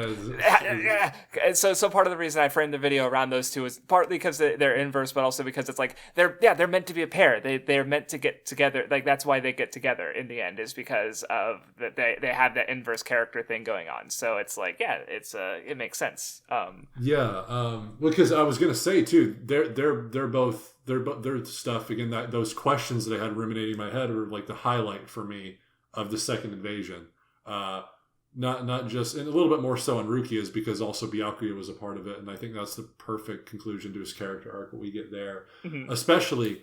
I guess I can talk about it right now because this ties into actually a discussion I had like a week ago with a friend, where he was telling me, because he's actually freshly rereading Bleach too, and he finally got past Arrancar. He's on Fullbring now, and he was saying, I didn't really like the fact that all the captains came in and saved the day, because like it really, I feel like it shafted Uryu, Renji, Rukia, like all these characters that like I wanted them to like come in and sit and help Ichigo and really show themselves, show their stuff. Chad got shafted again, yada yada. And I was like, well, I look at it a little bit more holistically. I think about how they come in and preserve the next generation so they can pass the torch to that same generation in the next arc. And the first fight, the first example I gave him was Rukia's fight, where Byakuya comes in not to defeat the opponent, but to give those words that effectively pass the torch, right? Yes. Because what does this say for Byakuya too? The same person that his character arc in the series started with him hurting himself and Rukia as a consequence of his adherence to his fears, right? He feared for Rukia. He feared for himself and his disposition and what that would cause to the Kuchiki family again. How he would stain their name yet again for doing something outside the boundaries of the law, when in actuality, everything hurt as a consequence of that. Now he's coming in here where there's hurt right in front of the thing that he prides the most, yet he passes that torch and says, walk into the fire. Walk into the fire. Because I know you can freeze it, right? Like I know you can quell it. And he conquers that fear. And literally the stuff preceding us with Asuna is literally him thinking about Rukia's demise. But he is adept enough to see the adeptness in Rukia and see her power. Literally, he elucidates as much when he's talking to her. He's like, I felt your spiritual energy, and I can feel how powerful you've become. He acknowledges her. He passes on that torch, and he supersedes his fear about her death by saying, no, because I trust that you won't die and that you're the next generation and that you guys can handle it. And that's what happens. And it's so fucking cool. So whenever I don't think about that stuff where the other captains are coming in to save the day. I don't think about it in a vacuum. I think about it like in the context of like the later stuff. Because like even with Uryu and Renji, Renji has the most impactful words to Ichigo before like the final stuff, where he's lifting up Ichigo as Ichigo once lifted him up in Soul Society. He's saying those words that matter the most in that situation. He takes on the Ishin's role back in Arrancar, what he did for Ichigo back then. Renji's now doing it. And of course, Ishin's presence in the story, it's literally Ichigo's dad. So it's a really important position and role Renji is taking in literally the final arc. And then with Uryu, he is like one of his final actions is the most quintessential thing to defeating Yhwach. Or right. the most important thing, rather. Yeah. So all these characters that get quote unquote shafted in Arrancar, I think rather than look at it that way, look at it in a more broad sense and think of the whole story. And you see, oh, this is a really cool through line, rather, right? Right. Well, that's the same. Because I guess less related to these, but it's like the way people think, oh, Bleach should have ended after Arrancar, where it's like, if you think about it just in the like Aizen is the main antagonist, so once he's defeated, the series ends. But it's like, well, this is the low point, right? Like this is not where the stories don't end at the low point. That's especially not a ultimately optimistic shonen story for preteen children, right? So it's like, that's but anyway, that's not really related to specifics, but just I agree. Holistic viewing is a good way to think of things, because nothing's in a vacuum in a story, so And speaking of that, I guess I wanted to bring up another. It's more of a simple point, but just like hollows being a poison to Quincy's just makes sense as like hollows are a representation of grief. They are death, loss, right? So like it's basically everything the Quincy's fear personified, basically. So actually, it's funny too because I wrote the same note that you're saying. Yep. Yeah, I figured. I just wanted to bring it up anyway, just because it's still good. No, it's literally like one of the notes I was just looking at too. That's why I mentioned it, because it's just funny. It was like, yeah. Oh yeah, I mentioned earlier. I don't have a note about it, but I'm glad I remembered. The thing that I was very uncharacteristic of Kubo, his art, is like he has the dog guy. Guys, I'm gonna out myself. Okay, every time I keep saying dog guy, I'm thinking of dog inward because of the manga. I don't know if you know the meme manga. I'm familiar with dog. I keep wanting to say, bro. I'm almost about to slip of the tongue say it. I've been close about 5 times talking about this guy, and it's literally only because of the manga. I don't know if do you know what I'm talking about? I know of dog N-word. Yes, I haven't read it, but I know it's a meme, and I understand. I'd say it, but this is our the podcast we share, and maybe people aren't going to like that I'm a white guy saying the N-word with a soft A, but dog N-word is just that's. I don't want to get on a tangent about it's funny. It is a funny old. You read it? Funny old series. Okay, cool. I've read a little bit of it, gotcha. and I laughed. It was just an enjoyable time. We'll just say that it was an enjoyable time. And the author is a dog himself. Let me tell you. All right, I'll take. I don't know if I might read it eventually one day. But real quick, I was just think about what you were talking about before about like understand. How if you don't understand your opponent, you never like did you or what was it exactly you said about that? Something akin to when you understand more about yourself, you thereby understand more about the world, and especially thereby you understand more about the enemy. But because you understand more about yourself, you see more of yourself in the enemy, thereby you have a greater chance to actually defeat them because you see yourself in them. And by seeing yourself in them, you understand more about them and evidently how to defeat them. And also, at that point, at a certain point, since you see so much of yourself in them, you start kind of seeing them as just an enemy, right? It's a lot of things. I said a lot of things, but that's quick fire, rapid encapsulation of all the shit I was talking about earlier. Are you still there? Oh. You're talking again. Okay. No, I've been. Okay, yeah. All right, you can hear me now. Okay. No, I meant like I can hear you again now. I get you. So anyway, as I was saying, so Kongdu had Hitsugaya's Bankai, and like, so he literally had the chance to understand his opponent, right? But he did not take that chance, and like the way Hitsugaya is talking about like. His Bankai having a voice, and Kongdu is like, don't act like I don't believe in pantheism. True. I don't. He doesn't literally. So especially the way you brought it up, like if you understand your opponent, or understand more about yourself, you can better understand your opponent. I was just thinking about how that like when Hitsugaya defeats Kongdu, he says, "I'm sorry I couldn't make it a pentagram." Like there's a level at which like he's trying to better understand Kongdu, and part of that is like him seeing that he had my Bankai, but he didn't learn anything from it, right? Like which also again compares to Zangetsu, because he did understand a lot of Ichigo and Soul Reapers through Ichigo, and ultimately gave up, right? He gave up on his cause as a Quincy. Like he completely did an about face as Yobaha, right? Because he learned so much about the Soul Reapers and through Ichigo, and it cared about this one Soul Reaper basically. I guess that's because Ichigo is a Quincy. He does have hollow powers, but like, and he was born a human, but at the same time, like I feel like Soul Reaper is the imagery. That's Ichigo, right? Like when we think of Ichigo, and he's about like he's a Soul Reaper, right?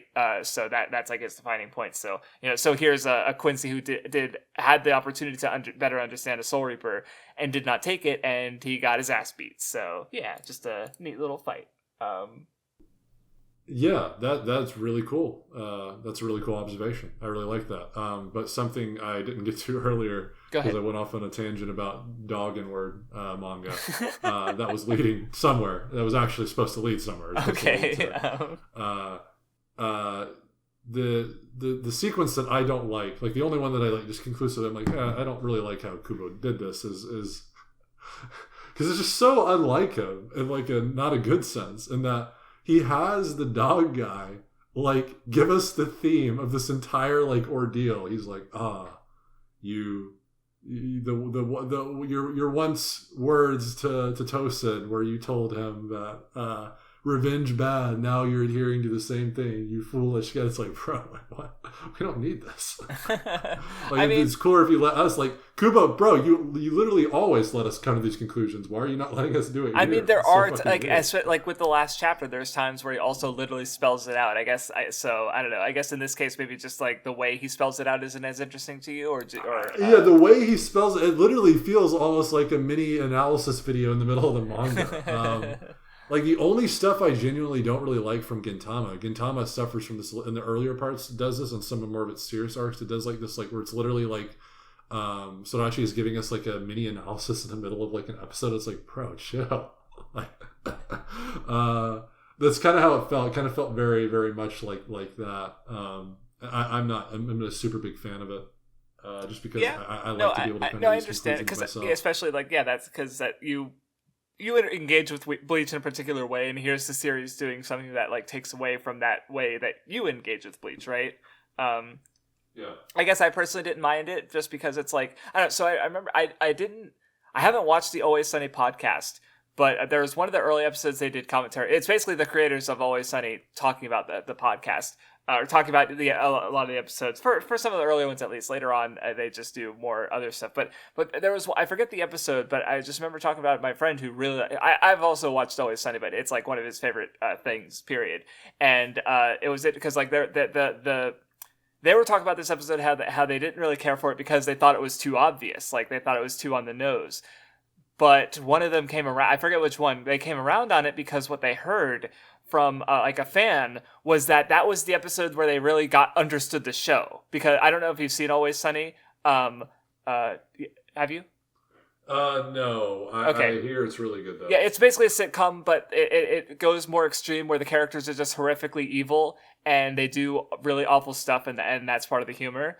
It's very well done. So I forget which episode it was, but like yeah. So I was just thinking about how like from your perspective as someone who does really like to really dig in and understand the stories, it's like you saw this line and it was like yeah, it's not a very great line. I was already getting these ideas anyway, so it just like sort of But for someone who isn't paying attention to the story that way, by spelling it out, that like they might get that's right, Tosin, and that, like especially like weekly reading. It just I don't know. It makes sense to me why it happens, but I'm not trying to take away from your that's how you felt. Right? Yeah, That's but valid, Krabs, right?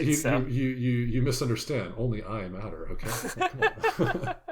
Only Okay, you HotBoySpicy. Baha, shut up. Yeah, come on now. I don't care about you guys' enjoyments. I'll suck it all up. Laugh here, baby. Yummy, yummy, yummy.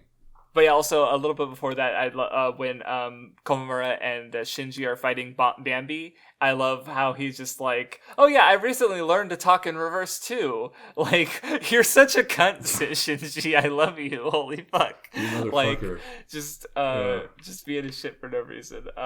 He's so good. God, and then we he get gets Ichigo. Just dropping. He's the hero jumping into the fight is really cool. God. Yeah, wait, hold on. The Kenpachi. Before that. Wait, before. Right? Oh no. That's I'm talking about him jumping down, not him arriving. Oh, Just, yeah. Oh, yeah. I was just like, it'll take me. He's like, bro, why didn't you tell me that sooner? What no, the fuck? I've been because fucking around, you're bro. jumping around a bit. I'm still working my way through.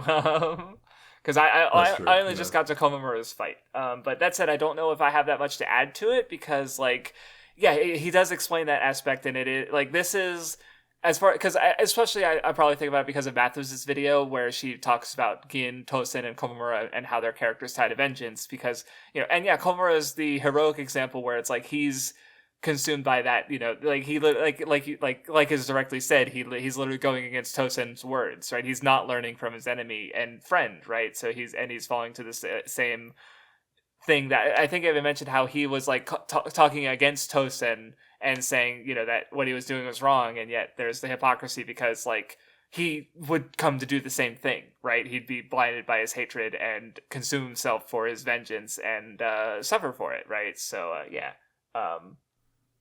Lit. Yeah. Oh, I do want to note. God, I wish I could have the manga in front of me, but it is what it is. But I did just remember. I love the scene of like he's like, I know this is gonna sound kind of cocky, Urahara, but like just wait for me because like there's gonna be nothing to worry about once I'm there. And then Urahara's like little smile, like it's like a little warm smile. That's cool. I like it. There's also a line I thought was interesting where Komamura says, without life, there isn't even a shred of fear. And I was just thinking about how, like, because again, going back to Tosen, because Tosen's, especially what Hisagi got out of Tosen, where it's like feeling fear is good, right? Because if you don't feel fear, that, right, like fear, the thing you want to fear is not having fear. And so I just think about how, like, so not just with the vengeance, but also like Komamura, because it literally means you're not alive, right? You're not human. Yeah. So he achieves that brief state of immortality where he literally can't die, and gives him true fearlessness. But like he didn't fear that enough, and that's part, that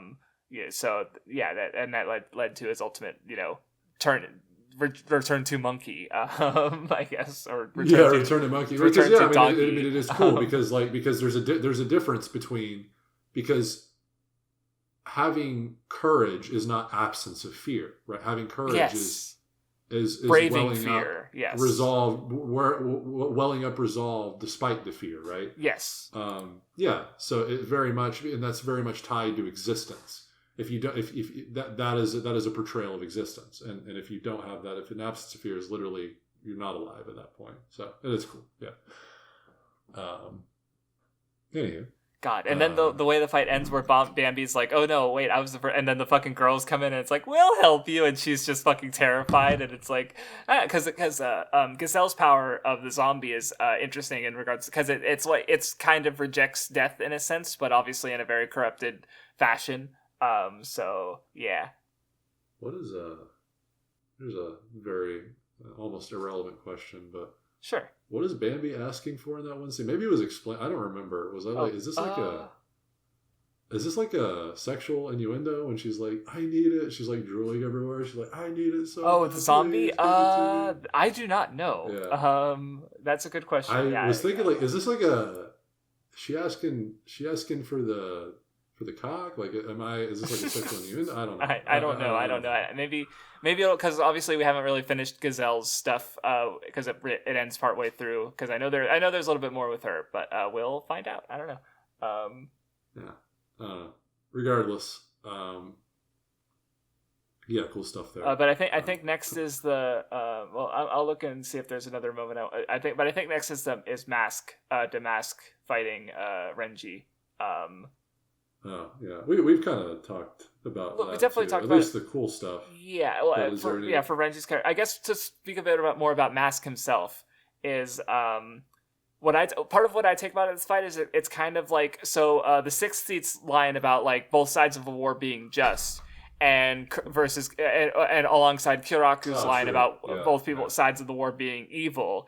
I think how I read it is basically like Mask to Mask is just and the enemy is evil. Like he's seeing it as a versus situation where I think Renji understands whereas both. Renji is consistent with that dialogue. He's we are both evil and we are both just, basically. So Renji agrees with your reading where Mask sees those two lines as opposite, so to speak, or in opposition with each other. Really interesting the way you spun that into the analysis of the story, because what I was talking about last time, I was talking about how I could see a lot of viewer interpretation being superstars. Seeing, I actually thought that way as well at one point, but then you argued for it really well, and I'm like, hey, you're right. Okay, that's cool that you spun it into the actual the series.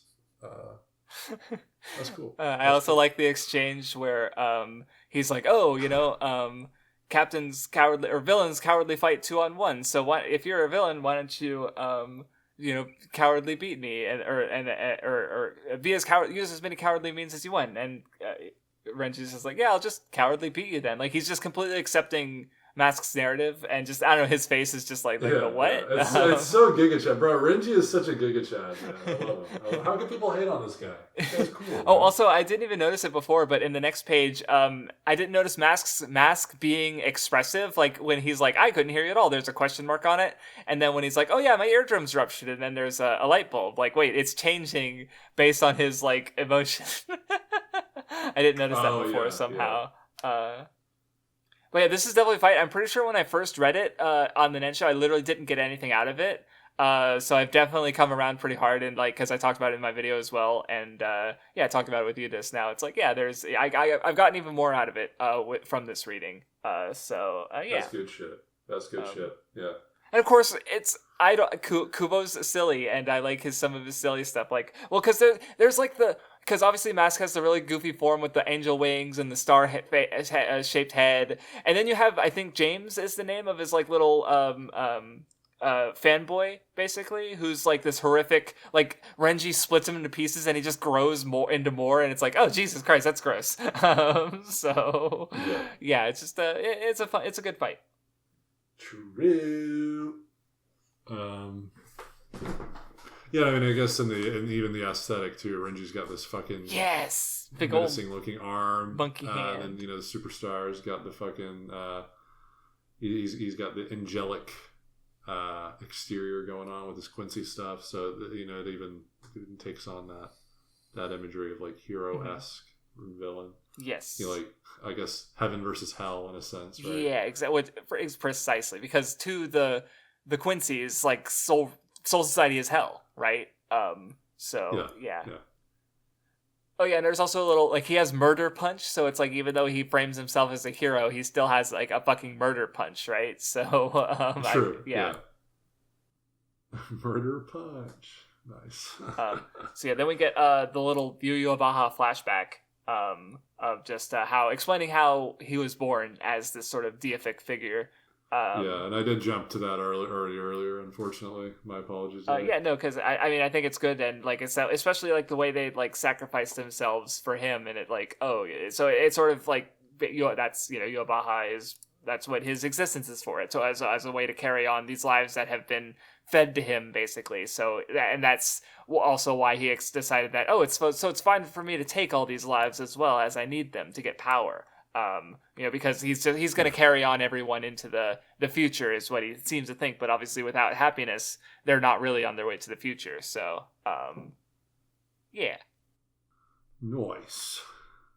Now we're on Asnot versus Byakuya and Rukia. Unless there was anything you had to say about I went on. We already kind of did.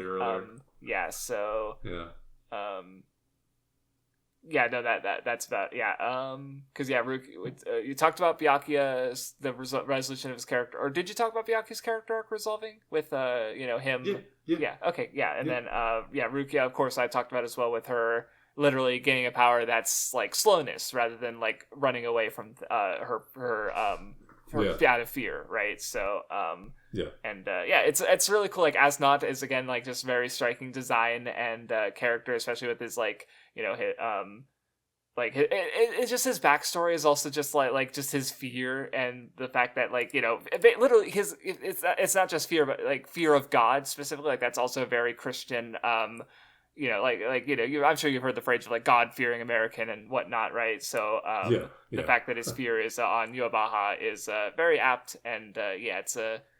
Also, like another little detail is it ties to all the ones who had their Bankai stolen, but Byakuya like he's like, oh yeah, this is just my Shikai. I just learned how to do it better because I didn't have my Bankai, and so thank you, like thanking his enemy for finding a path to grow.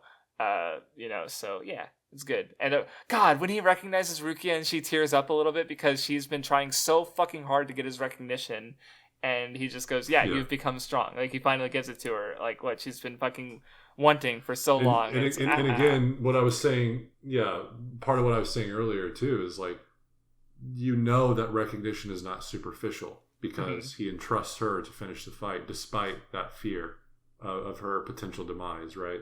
And that's like the conclusion of his character arc, because that's what is his character arc in Soul Society if not that, right? So yeah, anyway, that I touched on all that earlier. Yeah. So I'm not gonna Rukia's Bankai design is really good, and I also really like Byakuya's line about know that nothing can be protected by a sword exchange or swung in exchange for one's life. Like, which especially I mean less so for directly his life, but I think it kind of applies to Komamura's fight just now, where he sacrificed his sword was swung in exchange for his sapience, right? His being. Yeah. So yeah. Good shit. Oh yeah, then we get a little a little fight with a little idiot Yachiru, which is I had it explained to me before, but I've since forgotten about how, because it appears as though she has Shikai, right? Like she has an ability, but as mentioned, it's completely different than like any other ability, like which highlights her as an and that's what I literally. The only thing in this notes I was wondering is like, she's a Zanpakuto with a Zanpakuto, but it's like different. So is it not? Is it like, what is it? Like, is it part of her power? Like, what? I don't know. It's a really cool ability, though. It's a really cool ability. I mean, yeah, like I'm definitely kind of curious as to whoever explained it to me before can explain it again, because I'd have kind of someone forgotten. needs it. So I'm sure Askin, Radman, I'm sure they'll have good explanations. Because one way that I had interpreted it is that because she, with understanding, your ability, it's not unusual for your abilities to change, right? So like, this is Kenpachi's current understanding of Yachiru, like not as his sword spirit, but as a soul reaper of her own. Like that's what he thinks she is. So in that, like, especially considering imagination is part of it, like so also just the fact that Kenpachi doesn't, like, he only cares about abilities and stuff as far as they work for battles. So like the fact if it is like the product of his own mind, basically, then it makes sense that it doesn't actually follow the actual mechanics of Zanpakuto, because Yachiru herself, it's not a real Shikai. She's not a real Soul Reaper, right? So it's all contrived. I don't know. Maybe that's it. I don't know. Maybe there's something more meaningful or more concrete, I guess. But and maybe it's even in Can't Fear Your Own World. With all the stuff Radman has been like hyping, with all the shit he's been hyping up to me, he's like, dude, I can't wait for you to read Can't Fear Your Own World. I was like, I'm kind of expecting it at this point. That I'm at least expecting we're going to get more on Kenpachi in Can't Fear Your Own World, because Radman has already kind of hinted a little bit there, that I didn't know about, but so, he never explicitly told me we're going to get Kenpachi stuff. I think, and honestly, that'll be the first thing on the podcast we've done where neither of us has gone through it before, so that'll be neat to discuss. I just realized I just probably spoiled. You teased. I don't think you didn't. I don't know that you spoiled anything, but you did tease for it. So, but anyway, unfortunate, a blunder. But anyway, then we get Gremmy's full introduction as I quite like this fight for Kenpachi personally. It's I don't know, there's a lot of cool things that happen, and we already did talk about them. Yeah, I don't know. Well, because just like as like a power set, just with Gremmy's imagination, he's got a lot of cool like he just, you gotta love the big shonen meteor. Like it happens in all of them. I feel like Naruto had it. One Piece, big three One Piece, meteor pog, fairy tale. Like you gotta deal with the meteor at true, some point. True. But forgot about the true goat. I don't know. I just like the angle with Grammy where it's like he's kind of like Kenpachi, because he does enjoy fighting, but he never had the opportunity to, with the other Sternritter, to fight, to give his all. Kenpachi gave him that avenue, and Grammy enjoying himself and having fun. And of course, also Kenpachi getting to show off his Shikai. And just the way he's like, I love how it's literally like Grummy has literal imagination as his power. He can literally do anything.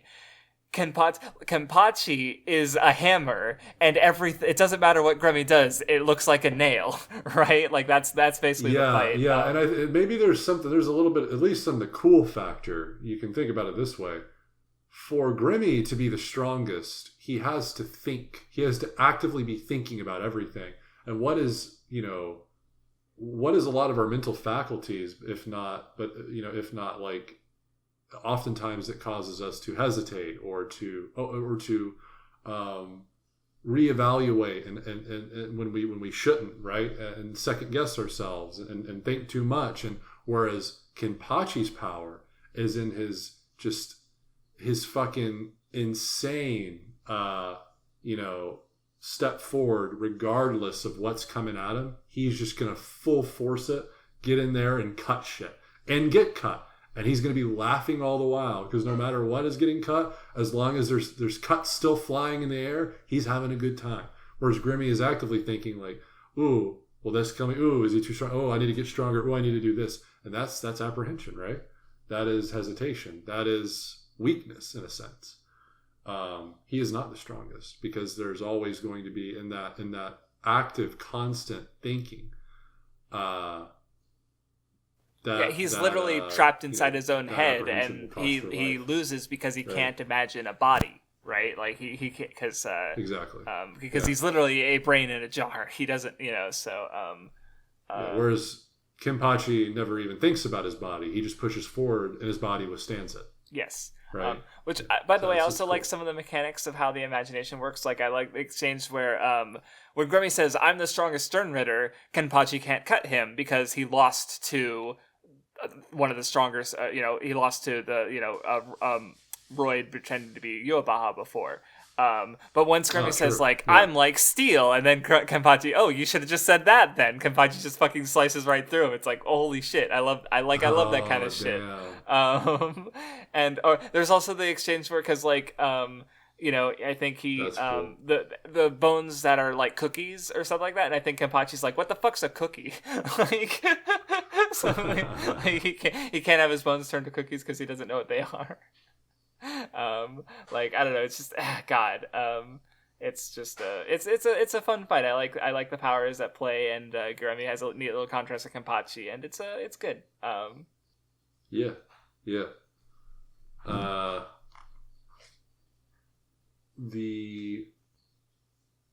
don't have much else to say on the fight itself, and the little bit we get after the fight. I had one little thing when Ichigo finally arrives. Because they got the ladies coming in. I'm trying to think of anything to say about that. Or before Ichigo comes in, but no, it's a cool as fuck entrance. So, it's sick as shit. Literally all I have to say here, whenever he shows up in front of Kenpachi, is it's just cool to see the reverse of Hueco instead of Zaraki coming in fresh to sub out for a battered Ichigo, it's the opposite this time. That's cool. Oh, there was also a note when... it ties into exactly what I was saying earlier about the argument I had, not really argument, it's just a disagreement I had with my friend, right? Where part of that was Kenpachi coming in to Hueco, where they had to sub in for, the new generation that couldn't complete the task. Whereas now, that new generation is coming in and completing that task in place of the older generation. So anyway, whatever. Well, one thing I did notice is that because when Kenpachi comes in, a bunch of the Soul Reapers saying like, "Wait, I can't sense Kenpachi's spiritual pressure," because he's finally grown to the point like that. Because again, the mechanic that we found out about the Arnkar, if you're too strong, that you can't sense it. So Kenpachi's finally grown for the first time because he's finally being pushed and he's finally pushing himself. So it's just a neat little way to show that, I guess, just because I like that mechanic, especially with how it ties to Aizen, of course. But there's a neat little moment of it. It is cool as fuck. It is really, really cool. Yeah. And then Ichigo just like completely just 4-on-1, just completely just tanking everything because he's gotten so much stronger. Dude, this is literally his move. This is the third time we've seen it. If not, there's been more. But we see this exact same. It's just like his what would you call it? I don't know what you call it, but he does the same thing when in Soul Society, whenever he's fresh and new to save Rukia from getting executed. Mm-hmm. 3 assistant captains come in, and like even without a Zanpakuto, he just dismantles all of them. Yeah, pushes them away. And in Fullbring, as soon as he gets his Soul Reaper powers back, all the Fullbringers try to like collapse him at the same time, and he just like one fucking swing, just they all go flying, and now here he does the same. That's just his move, man. Like he just flexes. If you're gonna dogpile Ichigo, you're done. Yeah. He gets more powerful if you try to dogpile him, basically. Yeah, it's like an army of ninjas can't beat a single guy, but a single ninja can beat an army of dudes. Like that logic of just it's good. It's epic. It is epic. The rule of cool, man. The rule of cool.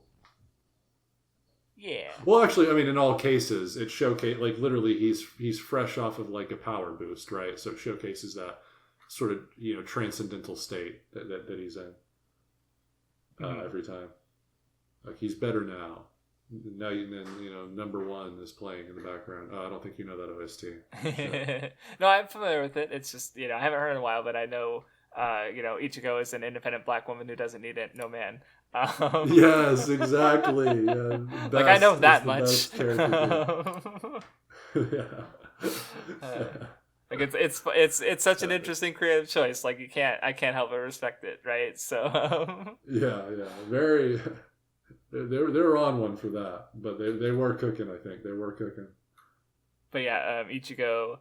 The others decided to gang up on him, but Yoabaha notes that like, oh hey, thanks for opening the doorway to the Reikyu for me. I'm gonna go bye. Actually, you got memed, bro. You got memed so hard. No. But of course, you got every time it happens, I like the big dumb hero moments where, like, after, like, Ichigo's got, like, he's, like, fucking 8-on-1, and then you have, like, fucking Ruki, Renji, Hisagi, Byakuya, Yumichika, and Ikaku coming in. It's like, let's fucking go. Like, every time, you just get the cool spreads of everyone coming into the... Yeah, it's always... Yeah, Kubo's presentation is unreal. But again, the thing is... they're covering Ichigo's back, but yes, who's in front of him? It's another comrade on the enemy side. No, Ryu, no! Sasuke, why have you chosen to go to Orochimaru? No. Oh yeah, I guess people would have definitely been making Sasuke comparisons, even though it's not like that at all in the end. I think we've talked about this before too, that even when this was coming out week to week, I was in the same boat. Mm-hmm. Like I was thinking about, this is like Sasuke, bro. I can see why you'd think it, especially on your first read through, but like obviously like that's not how it turns out at all. We also get of course Orihime and Chad come in right in time to see Uryu being on the enemy side, and just like look, Chad, the first thing he does with Ichigo is just like he's pouting, so he just fucking throws him into a wall, which is so over the top and funny. Like they don't call him Chad for no reason. He's still good, and the interaction Orihime and Ichigo, like the fucking, I think it's a little later, but when Orihime's outfit comes up, and get a little of Urhar's sadist side showing with him like forcing Orihime into an embarrassing outfit, and then God, it's so funny. Into Yoruichi sexually assaulting her. Yeah, that happens too. Just good stuff. We're almost done, by the way. Slight tangent. They cut all this out of the anime, by the way. They also cut out like the Rukia's butt looking like a peach comment, bro. Like, no! L anime. Yeah, they cut out all this stuff. Oh, dude, yeah, they also cut out like the part where Ishin looks at Matsumoto and her boobs are glistening. He's like, "Oh, your boobs are glistening. It's so hot." And they cut that out, dude. They cut out all the sexy shit. Fuck them. What are they trying to make well, actually, it's funny that you mentioned that, because like I saw a recent, like, it was a big chart of just like age and gender demographics for a bunch of series, and Bleach was leaning more towards the male side, which is interesting because I remember there was from Shonen Jump there was a demographic that showed that at least during while it was publishing, it was much more popular with women. So I'm just like stepping back and thinking about how it's like, well, when it was popular with girls. They've, like, I guess now the female audiences have moved on to other stuff, while Bleach is now, at least with the anime going, guys are more interested in it. Basically, men are, the moral of the story is men are stuck in the past. I don't know. I was just thinking about how I saw the two different sample like demographic information from two different like time periods and probably different sample sources as well. But just interesting seeing how different they were with the spread of men to women with Bleach. And yeah, it's just obviously I think it's also probably a bit of like the times changing of just like, especially because I don't know how much because I know there's a level at which their creators are aware of anime's success abroad. Like one example is Oda has actually, but what I was gonna get, or sorry, before that is I don't know how often they're actually changing things to be aware of that, but like because I've heard two reasons. One of them was going to mention Oda has specifically mentioned that he makes more wide speech bubbles because Japanese text is read top to bottom vertically. And so especially in a lot of fan translations, I notice a lot of oddities and weird stuff with the way they're translated sometimes because it's like hard to read because they approach that in a bad way. But so Oda specifically said that he's like, I made my speech bubbles wider so that it's easier in international releases. And then early Pokemon has a lot of very, very Japanese jokes where I think that, given Pokemon's massive international success, there's a level at which they're trying to like flatten out certain cultural things so that it's more ubiquitously enjoyable, basically, and accessible. So that happens. But so I'm wondering if like maybe Bleach removing like some of the sexuality and stuff is part of that because there's because obviously a lot of anime still does have very erotic stuff, but also like there's a level at which I see in Western discourse of just people being very negative about like sexual elements and or certain tropes and stuff that's so I'm just wondering like how much that has affected anime because that might be an example where they're seeing these elements and thinking these might not be received well abroad, let's remove them, right? Yeah. So I don't know, I'm just thinking about it. Sorry guys at the end here if you can hear my roommates, but they're being loud now. Thankfully it's at the very end of the we're almost done because Yobaha gets to the Ryokyu and is fighting Squad Zero. Gazelle summons Zombie Bambi. And then, we get the comedy scene in the cannon as they get shot up to the Orihime blushing and being cute. And especially Yachiro or Yorichi's line about how it's like, don't say she's revealing too much. Say she's cute and that you want to have sex with her. And it's like, wait, hold on. It's like, bro. Unhinged, Yoruichi. Unhinged, Jesus. And you can. And it's like you said, like the Urahara, the sadism coming out. Yoruichi, her. I don't know her true nympho self coming out because there's the. She's definitely really lewd, right? Yeah. Yeah, the big thing is that like a lot of people estimate Urahara and her have had a lot of sexy encounters in their days, but that's not yet been confirmed. Because I feel like we're getting because like that they even because I could talk about Gazelle a little bit, but like again, there's more to come, so I feel like we might as well wait. Because it's an unfinished fight where we are now. Exactly, like it ends off with Hitsugai as zombie, and there's some cool stuff that like the Arankar come in and they're silly. And like there's some gags with Kurasuchi like they hating them or fucking with them, like he's like quit your yapping and he just hits a button and they all explode. We want to talk about sadism. And earlier I forgot to mention the way, because I mentioned Chad and Uryu having Chad looking out for Uryu and stuff, and like when he chucks Ichigo, he also has some lines about how it's like I don't know, he like Uryu, he trusts Uryu and is just like letting him do his thing basically and telling Ichi to calm down. I just realized, that factors into their relationship a bit, So that's about it. Maybe I'll have a bit more to say about this stuff, but I'll wait till next time. Yep. That's about it for me too. Round of notes as well. So. Yeah. All right.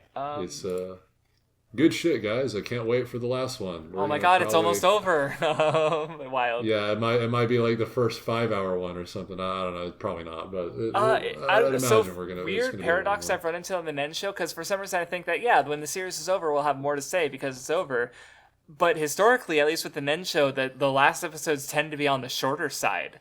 Maybe, but because we there's a lot of yapping already before that, and you realize, we've already covered a lot of ground. Like, maybe that's yapping is previous episodes. I mean, that's also happened when we've gone through stuff for the first time too. So not even just rereading. So I don't know why. It's weird.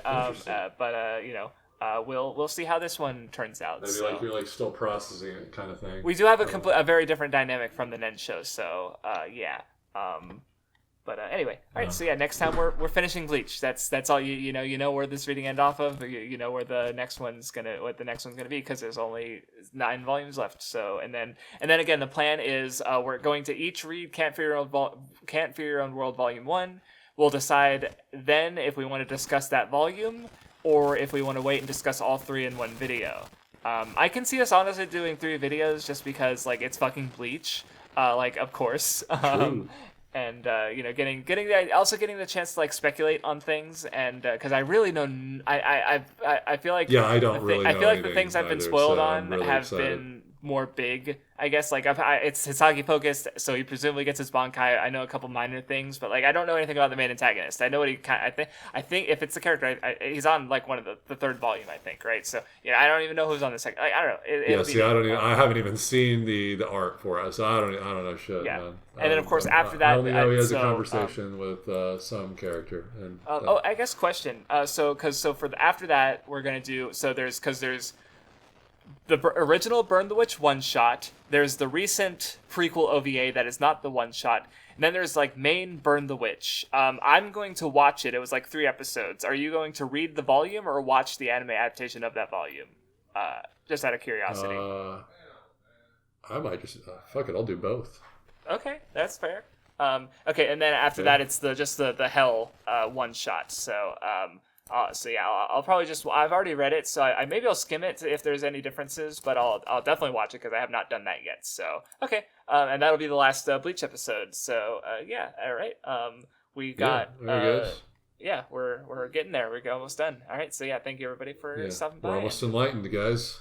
Yes, we've almost reached Nirvana. We can die, yay! Finally. All right. See you guys. Goodbye.